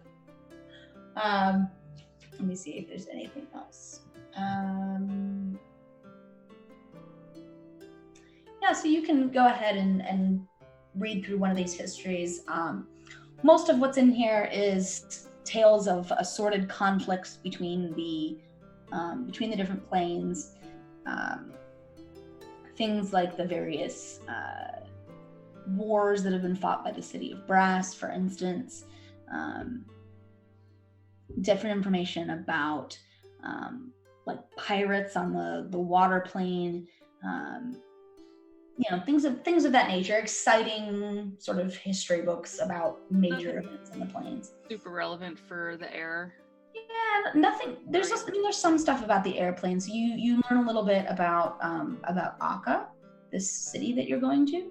Akka is actually the home of the Arakocran people, which there are some in the material plane. This is sort of where they all hailed from originally. And Akka is ruled by a group of people called the Wind Dukes, and they are actually minor deities. And they're considered to be fairly benevolent. They have made it their charge to take care of Akka and its inhabitants, and so they are pretty good about keeping the city safe and making sure that everything is in ship shape there, as it were. It's actually situated on one of these floating air moats or earth moats that are quite common in the plane of air. So it does have solid ground underneath it. And the moat drifts a little bit with the various air currents and such. And according to the books that you're reading, the Wind Dukes actually have some ability to control that, so they can move the city as needed. Should there be a reason or a danger. Okay. Now this room was Decadence's and I's room, right? Yes. And the box was it on my bunk or was it on the floor? Where was it positioned specifically? It was on your bunk. And it just said cat. Like the animal? Just says cat. Okay. I'll leave the room and see what everyone else has been doing in the time that I've been reading. Okay. If Burbeck saw Cassandra go to her room, they'd be waiting outside. Like, alright. Hi.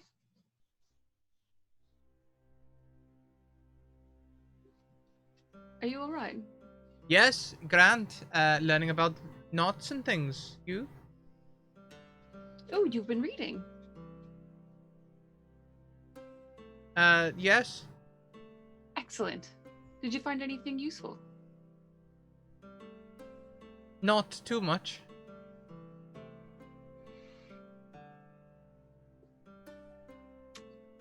But I really tied down the essentials. Indeed.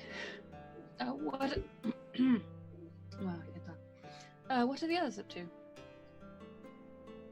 I don't really know.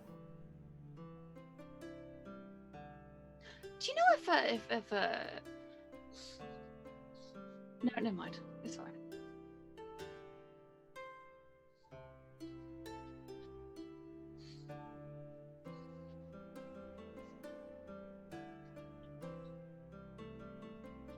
Yeah. You usually talk a lot more. Are you alright? Yeah, I'm just waiting to see what you say. About what? I don't know, anything really. I can listen as well as talk, you know. Just because I'm good at it. Conversations go two ways, don't you know? Yes, I just... Usually one would say... Why are you lurking? No reason. Who are you trying to rob? I'm trying to rob anyone. On this boat, I'm an honest sailor. Alright. You're lurking. Maybe.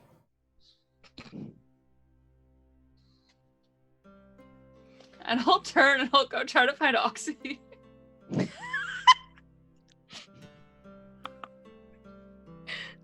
I'm just, like, Cassandra's just assuming that they're down there, like, getting ready to do something nefarious. Now, why would you be assuming that? Precedent.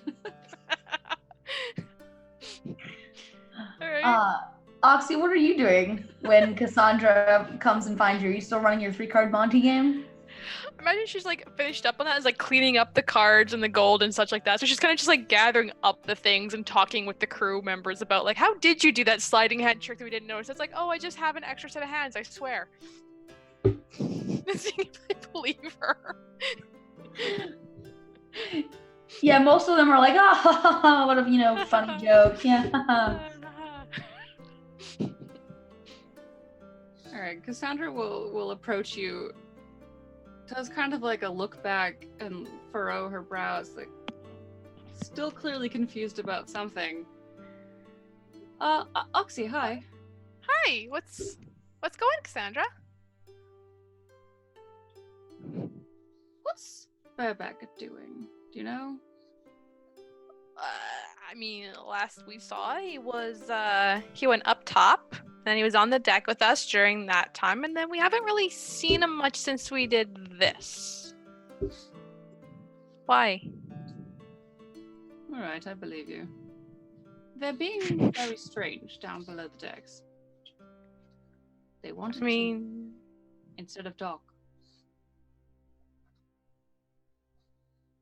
They're not a bad listener at times. I mean, how do you think they get good on getting information to talk a lot of stuff? Gotta be able to listen too, right? Yes. What's wrong? You're playing a trick on me. What trick? I've been here. We've been here this whole time with this. Someone left a strange box in my quarters, but it's not addressed to me. But it's got a flower in it. Oh, I wonder if it needs to be watered. Probably should find a little vase for it then in that case. You had nothing to do with that. Not a thing. No offense, but if I left you anything in a box in your bed, it'd probably be addressed to you and would likely have something like a fan or a parasol inside. Or a nice hat. You could use a new hat. There, see? Alright then. Alright. Sorry, do you need a hand? Look, well, okay, you know we don't look so great, but do you need a hand at least? I can offer you something.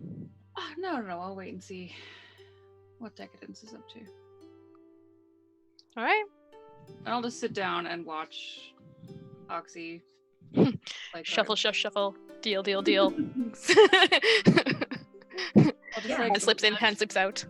nudge a book closer and closer to them. We have one on the inside. Rebecca, what do you do after your awkward conversation with Cassandra? I'm a little bothered by it, you know. I didn't pick up any of the, like, symbolism or anything, so I'm gonna go back to the knot people and start making knots Okay. at a rate of knots. as you're up learning more about knots on airships, you get a strange feeling in just sort of that raises the hairs on the back of your neck, like you're being watched. I instantly do a quick 360. And there's lots of people on deck who are nearby who could theoretically be watching you. But when you spin around, you don't see anyone who is looking directly at you or seems to be focused on you in any way.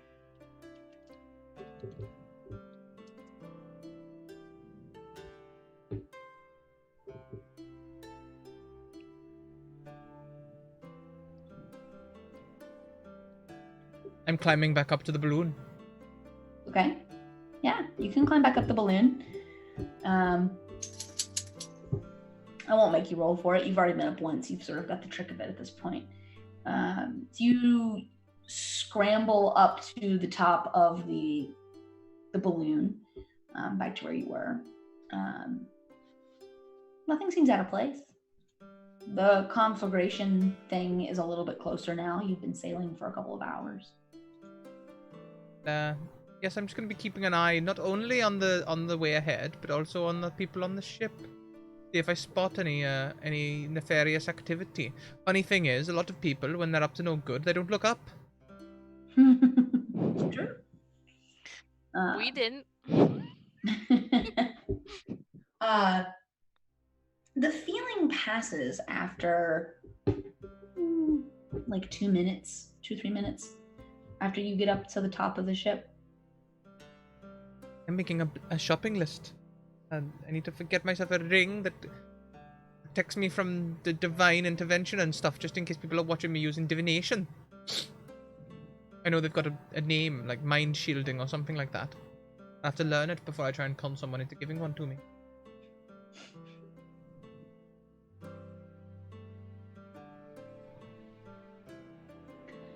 So at this point, you all have the chance to take a long rest if you'd like to. So if you've spent any abilities that need recharging or anything like that, hit points, things of that nature, you are able to get all of those back as the ship sails through the equivalent of the night here, which is not actually night. But the nice thing about sleeping in the ship is that it's actually dark inside the ship. Yeah. Is it cooler? Fill my heart. Not a whole lot cooler, a little bit, because you're up in the air. So, you're high enough that the air has gotten a little bit cooler, but not in a substantial way, unfortunately. But it is dark, which means you're not fighting the light to sleep. I feel like since the room is slightly private, and we've been just like sweating profusely in these clothes for a while, Cassandra's actually gonna take off her armor and just lay on the bunk, fanning herself. Yeah, and also trying to do a good ponder on what the heck is the deal with the flower.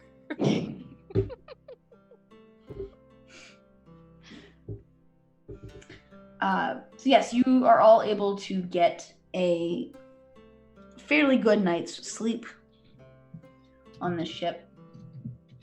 And the next day, normally I would say dawn's bright and early, but there is no true dawn here. Just the slight dimming of the sun that makes the heat tolerable. And so the ship continues on its way. I'm going to skip ahead a little bit here.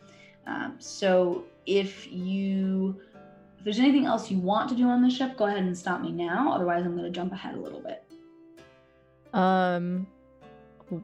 When I get back to the room to see Cassandra, like, absolutely gonna just prestidigitate all the sweat. Should be slightly better. Is this your flower? Whoops. There's a flower in a box. Well, someone tried to give it to a cat, I think. I don't know. No. I did have something I wanted to give to you, though. There's a flower in a box. No. Slightly, possibly more useful than a flower. On the fire plane. This is it's a set of gloves. Oh.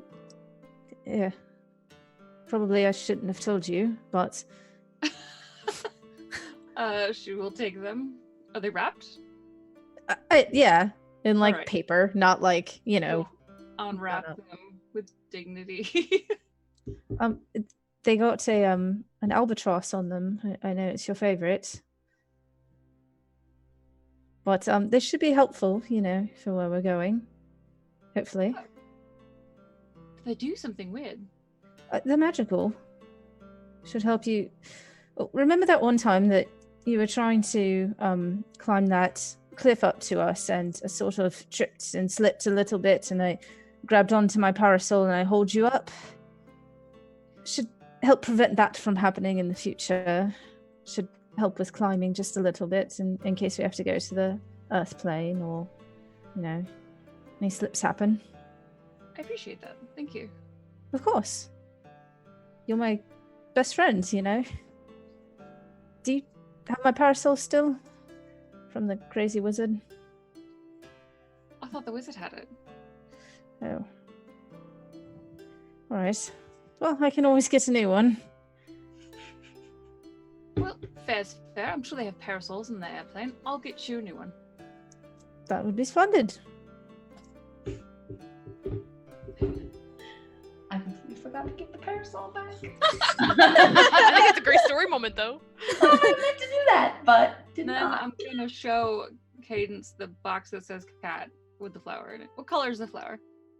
It is a red rose. Well, red roses are historically romantic. Cadence, roll me a perception check, if you would, as you're looking at this rose. I would like to use my advantage. You may do that. All right. You take a good look at it, and then you look away, and then you just sort of do a double take as you're looking at this rose, and you realize that the rose is fake. Like, it's not a real rose. It's a plasticky painted wire stem with like fabric petals attached. What? It's not real. So Oh, good. 'Cause I was pretty sure I was going to kill it because I didn't have any water to put it in. I could always create water for it, but you see, it's sort of fabricy there along the edges and wiry. I think this is Have you some tried trick? cat? I will say cat to the fake flower. Nothing happens. Can I arcana it? Sure, what are you trying to figure out? Nothing. Is this magical? I don't know. Roses are always magical. I feel like You're not aware of anything that is a magic flower. we're now like poking at this box, and I'm gonna detect magic on it. I have Okay. You use your detect magic, and the box is just a box, and the flower is just a flower. There is no magic to be seen here. Nice box, though. Okay, I think we're just gonna like fade into the scene where we are just like doing magic science on this flower, trying to uncover the mysteries of the cat rose. Like taking a piece of paper and rubbing the cat to see if we can see if there's something else in the wood. Like, Yeah, You're building a board of like different speculation. I'm gonna like turn off the lights and then cast dark vision on myself and see if there's like anything weird I can see. breath weapon over it, let snow fall down. Something weird about this probably totally mundane thing that I'm Sure, this is definitely how you spend your evening. Just trying to figure out what the heck Wow. is going on with this flower. I will say, if you use your breath weapon in the room is a lot cooler now. We have an air conditioner. Oh, thank you. Made an air conditioner all in one. It's honestly why you bring me around.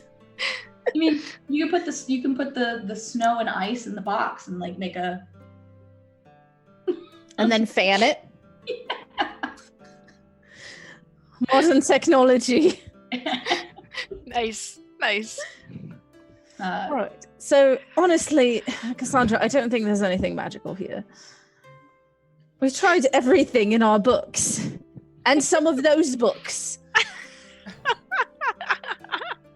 We just need to figure out who it belongs to. Maybe somebody meant to give it to somebody named Cat. Your name is close to Cat. Have you ever gone by Cat? No. Have you ever owned a cat? Cat is... no.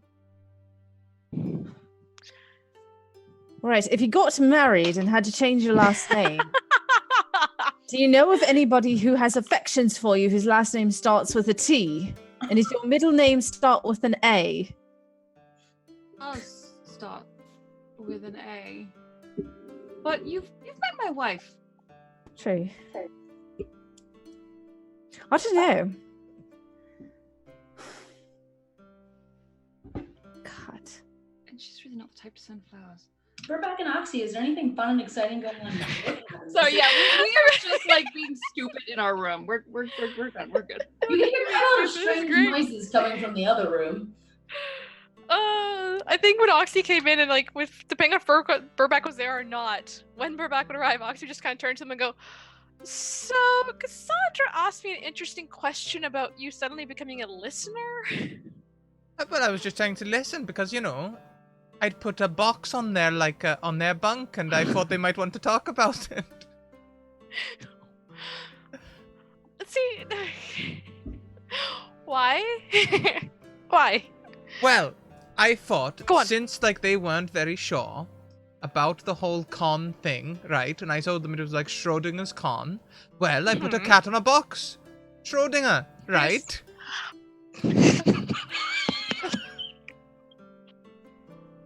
And then I thought I'd reassure them by putting like a blooming flower in there. Like, don't worry, I'm not sure what it is yet, but whatever it turns out to be, I'm sure it'll be beautiful. But they didn't want to say anything. They didn't say a word.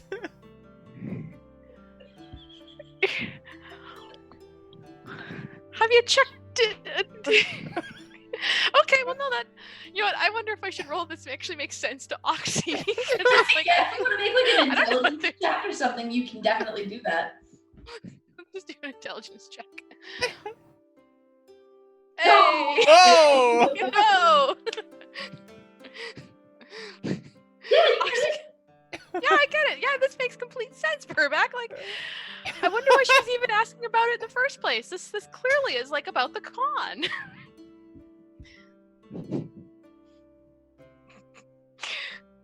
A lot of strange Should we- noises coming from over there. Maybe we should check in and make sure they're actually okay otherwise, though. Like, I don't know. Maybe something else is happening with the whole, like, the ship moving and the fire plane and stuff. Maybe they're being seasick. Oh, I don't know if I Oh. want to go in there if they're being seasick. Well, you know, Decadence would have it cleaned up. Even you while think they'd- puking, I'm sure she'd be like this all the way through and cleaning it up. You think they'd want us to be in there though whilst they're being seasick? I wouldn't want people to see me at my worst, you know. Yeah, well, we can at least knock, right? We can check. We'll at least be polite and check. I mean, especially if we're gonna try and convince them about the con being actually a good idea overall, like the Schrodinger's con being good. We should be good people and just check in on them with the weird noises going on. At least go knock and make sure and ask if they're being sick. All right. And that's what Oxy will do. She'll knock on the door and go, "Yeah, are you seasick in there? Are you okay?" Min, She comes in like this. "Are you all right?" We're yeah, not we're fine. sick. Come here. Sit Oh. down. Oh, okay. And you enter the madness that is our room. It's like so much Our- cleaner our than the room next door, and we've only been there for like a couple hours. We're huddled Anyway. over the small box on the floor. My armor is in a pile on the floor, so I am down to like bloomers and what Victorian ladies wear underneath everything. And it's cool. It's nice and cool. Very clean. Yep, And very we clean. have just been like casting magic on this box. There are just like books scattered everywhere, clean, but books everywhere, and like pins in the wall with lines to them, you know, and Oxy, can you Oh, detect good yeah. and evil? What? Can you detect good and evil? No, but why? Threat. What's mean- going on? I can protect from good and evil, but I can't detect it. Perhaps if I cast a zone of truth on the box, it will reveal its Wait, true nature. Yes, do that. All right. The box. Right, that box. That box. Right, this box. Catches all of us, right? That's. You know that's from Burback, right? What? Why would Sorry, Burback one send- second, because Oxy won't be laughing. You know that's from Burback, right? Like he was trying. It was a gift. Oh. He spelled my name wrong. They spelled my name wrong. He wasn't trying to spell your name wrong. It's the box for Schrodinger's cat. It's a Schrodinger's cat box. I think Why- maybe at this moment we look at each other, Cadence and I, like, oh.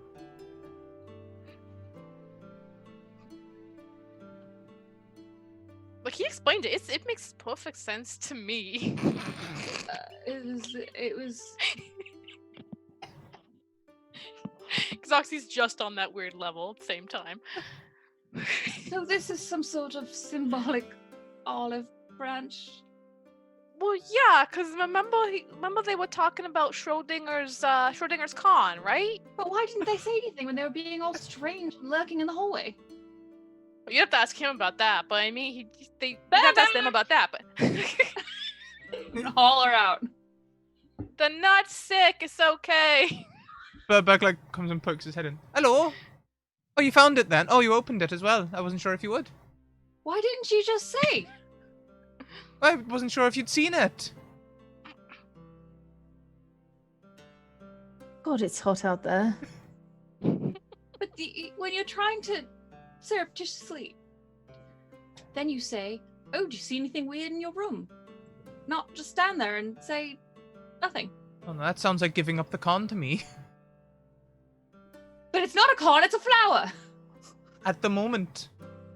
But that's only because you opened the box. If you hadn't opened the box, you wouldn't know what it was, would you?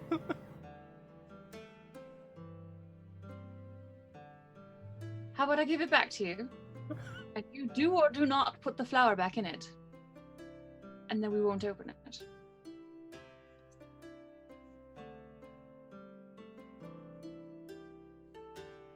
All right.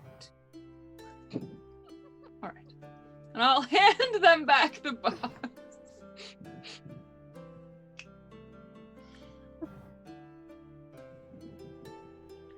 Do you want me to do the breath in your room as well? It makes it much more bearable. Oh, that'd be lovely. Yeah, I Nice. noticed your room was very nice and cool in here. It's actually pretty nice. So I'll just go do that then, and All right, I've got Maybe- a ring of fire. to the box. Well, you do. Oh, rings of fire don't necessarily stop perspiration and No, all but that. it's much better than the fox hat. That's fair. That's fair. Also, all of this, it's not. We were just reorganizing, right, Cassandra? Just sort of moving things about. Yes, we'd taken down the clues about lift. Right, and where to sort of. I'm just reaching behind me and pulling out tacks. Where to sort of traject ourselves after this. Covering up things that make it obvious what we were doing. Right, so I'll just go clean. Not clean. Definitely not clean. Just cold your room. Probably want to clean it. I know, but it's rude to tell people you're going to go in and clean their things. Help yourself, Cadence. Go right ahead.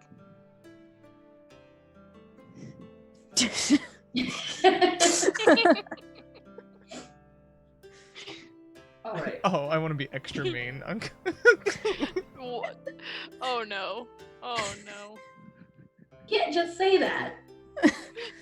Well, you can't just say that and then not say anything afterwards. Scrat. I'm whispering. No! I'll make a stealth roll if you want me to, and then I can just just say it. All right, go ahead. Yeah, that's pretty good. That's higher than anybody's passive perception. So, what do you want to do?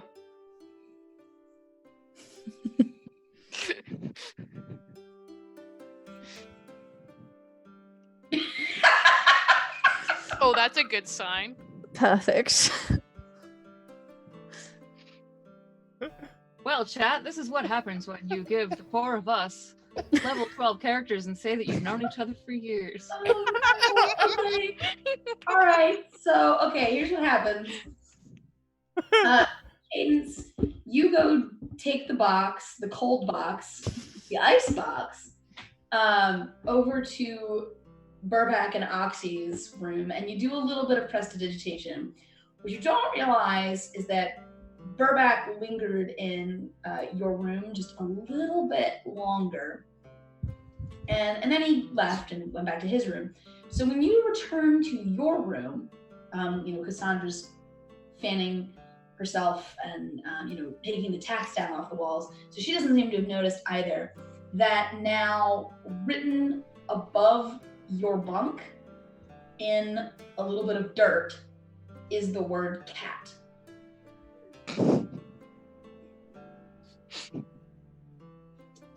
Cassandra, do you see Yes. that? You what? Oh.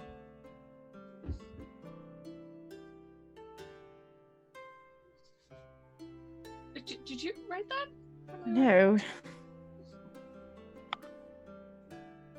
Do I have to leave it up? No. Alright, it's prestidigitation. Prestidigitated just right off the wall. Gone. I'll just start from the bottom up and just redo the whole thing. You clean the room again. Oh yes, 100%. Okay. I think I just flop into my bunk and pass out. This has been That seems more fair. than enough excitement. Okay, we will go ahead and skip ahead a little bit. So the next morning, or the next dark sun rather, you all are able to get up and about. Breakfast is served in the mess hall. It's nothing fancy, but it's, like porridge and homey food, and you are, of course, welcome to join the crew, as Euphoria told you, if that's something that you want to do. Good idea. Around midday, you see that the ship is now starting to approach the conflagration. And any of you who are on deck, you immediately notice that the crew, while not outright worried, because they have done this before, they are a lot more tense now, as if they know something that maybe you don't, that is going to be a little bit difficult about this passage. Who would be on deck at this point? Oxy will be back up there observing because this is quite fascinating and a first time for everything. I'll be up there too. Makes sense. Yeah. I would be up there, but probably not paying much attention. I'm probably still trying to get through as many books as I can. I'd probably head out and up to the balloon again. Okay. Burback, you'll see this first, being up on the balloon, having a little bit better vantage point, and also really good passive perception. This conflagration is not a static wall, being more of like basically a big ball of flame. And so you can see, sort of like the sun has solar flares, this wall has something very similar, where just long streaks of fire shoot out from the wall, kind of in random patterns almost. And you see one kind of pull out from the wall, this like column of fire, and it sort of just drifts into wisps at the end, and it's there for a few minutes, and then it kind of pulls back into the wall, sucks back into the greater fire. And you can see a lot more of these happening at different places along the wall. And Euphoria is yelling to the crew, to prepare for this. And you see the crew is pulling out sheets of metal that they're pulling them up from underneath the deck and sliding them into place on the outside edges of the ship, basically to protect the wood of the ship from any of these flares. So sort of getting everything in place. And you see a few people actually crawl up onto the balloon with you and take up positions on the netting. And as you're up there, you hear a cry from down below, and someone points. Ahead of you, at this point, the ship is approaching the wall kind of at a diagonal, and ahead of you is a gap, a very large gap, large enough to fit a ship through, maybe actually even a couple of ships side by side. And it's almost as if just someone punched a hole through the wall. It's not perfect. You can see some of these flares reaching out around the edge, but it's definitely big enough that it looks like you could get through it. And you hear Euphoria shout out, coordinates, and she's there at the wheel, spinning the wheel, basically turning the ship so that it seems to be headed directly for the passage. And she'll shout at whoever's closest from the group, which I guess, Burback, if you're on the balloon, will probably not be you. Maybe Cassandra or Oxy. She'll say, you may want to get inside for this part. I mean, you're welcome to be on deck, but if you stay up here, make sure you stay out of the way. I think Cassandra's happy to scurry down. Yeah, follow suit. It's like, yeah, it'd be nice to see things, but don't trust myself to stay out of the way entirely. Might be tossed into ways. Go down below. Burback. I'll stay up and be helpful. All right. So the three of you go down below deck to your cabins.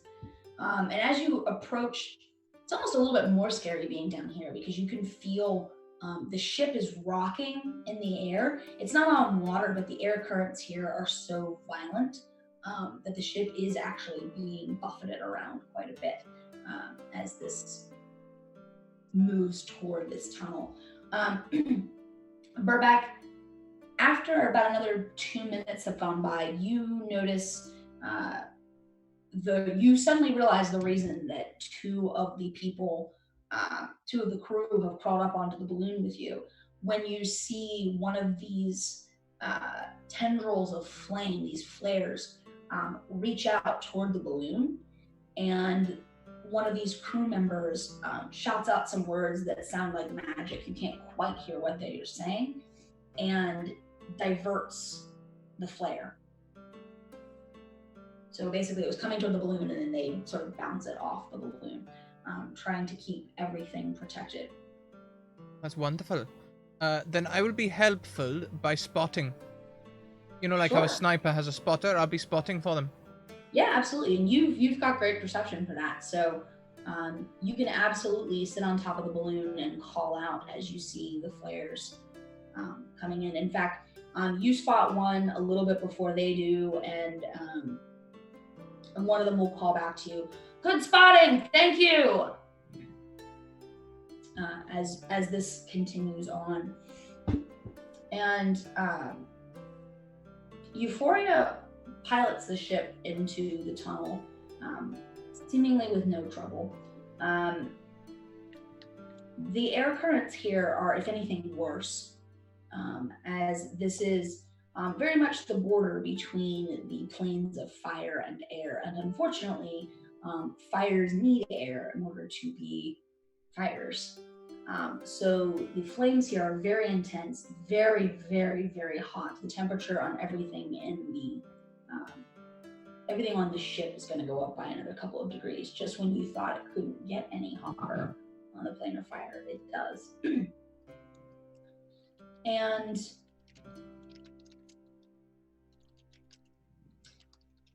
as you move through this tunnel, Burback, you can see that they've definitely done this before. There's definitely a process to it. Everything mostly goes okay. You're in the tunnel, the passage, for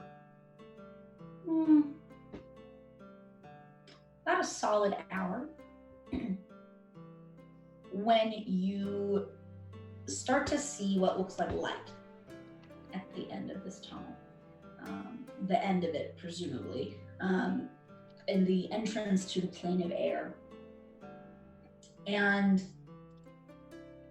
Burback, I'd like you to make me a perception check, an actual check. Actual check. How'd you like those apples? All right. You hear Euphoria swear down below you. And you look out in front of the ship and see that you are not alone. And that a few yards in from the edge of the passage, someone or something is waiting for you. There is the largest bird you have ever seen in your life, flying there on the edge. Its wingspan is just enough to be within this tunnel properly. And this is a large bird, like larger than the actual large size bird. Looks kind of like a very large hawk or eagle.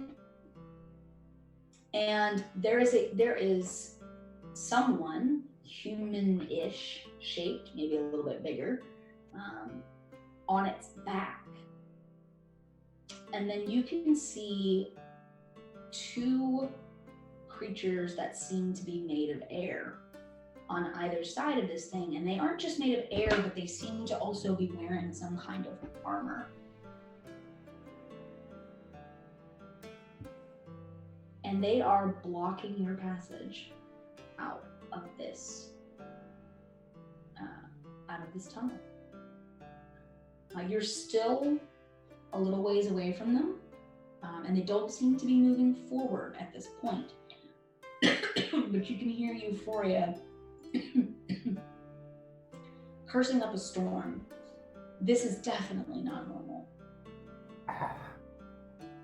Okay, I'm going to activate my boots of flying and start rushing down towards the deck. Mm-hmm. But as I go, I'll stop by Euphoria. Okay. Euphoria, Yes. do you want I should make the ship look scary? Yeah, probably. Okay. I'm thinking I might have to give the order to roll out the guns. Maybe. Tell me, would they be scared of, like, I don't know, giant snakes or something like that? I don't know that snakes will do it. There's not really much cause for snakes in the plane of air. Do you have Okay. anything? Well, we can try it. Let's try it. Look, if you can sketch it, I can make the ship look like it.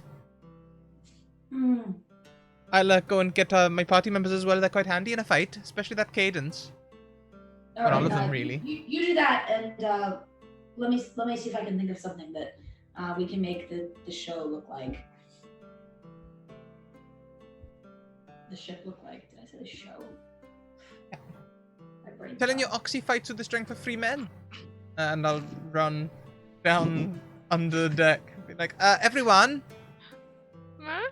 there's a bit of a problem. Some sort of flying creatures here, and Euphoria's thinking about rolling out the guns. All right.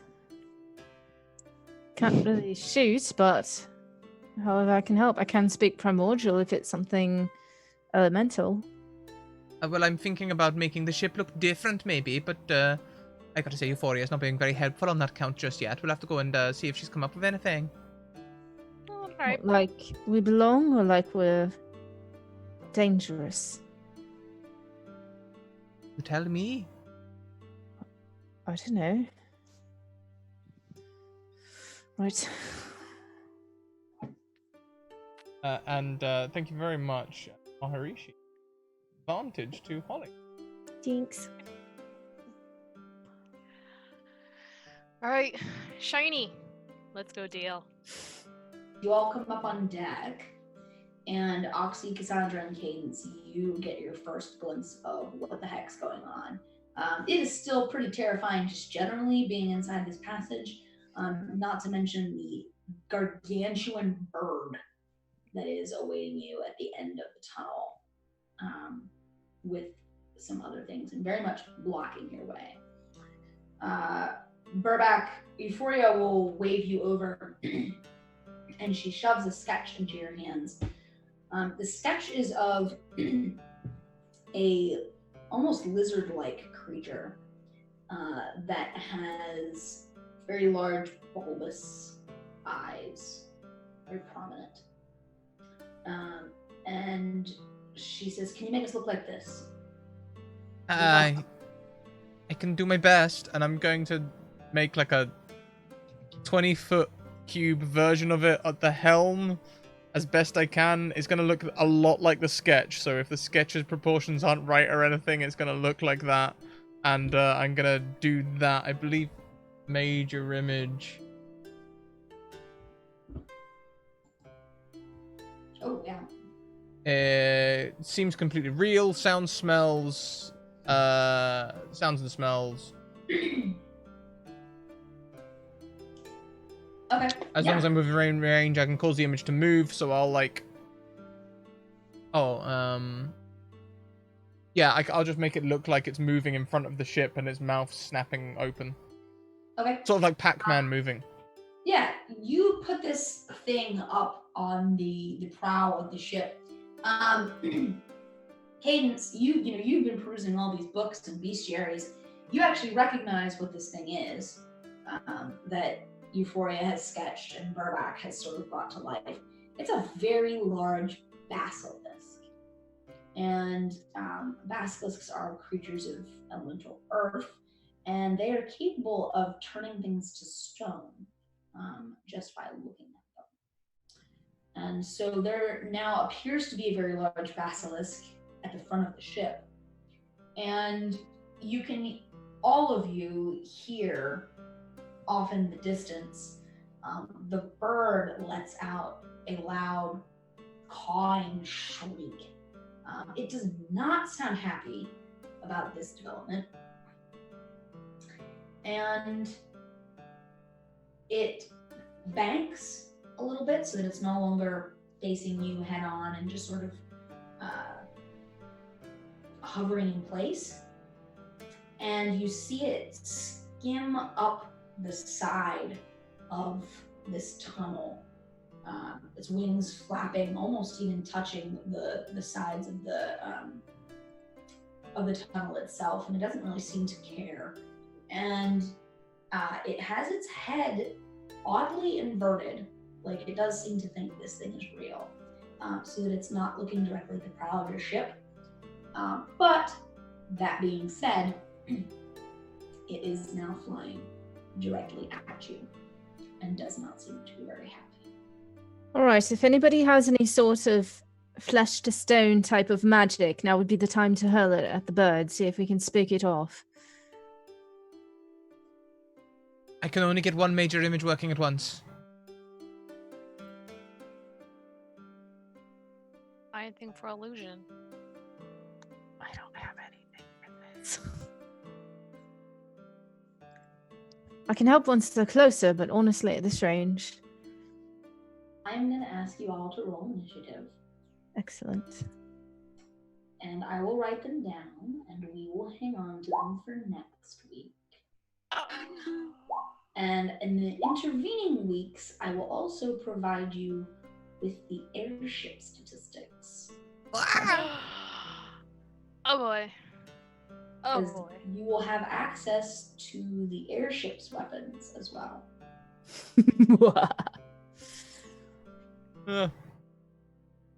Blink, blink. So let's see, we've got an 18 for Cadence, a 16 for Oxy, an 11 for Strat, and a 7 for Cassandra. What a perfect, you just went in order and made my life easier.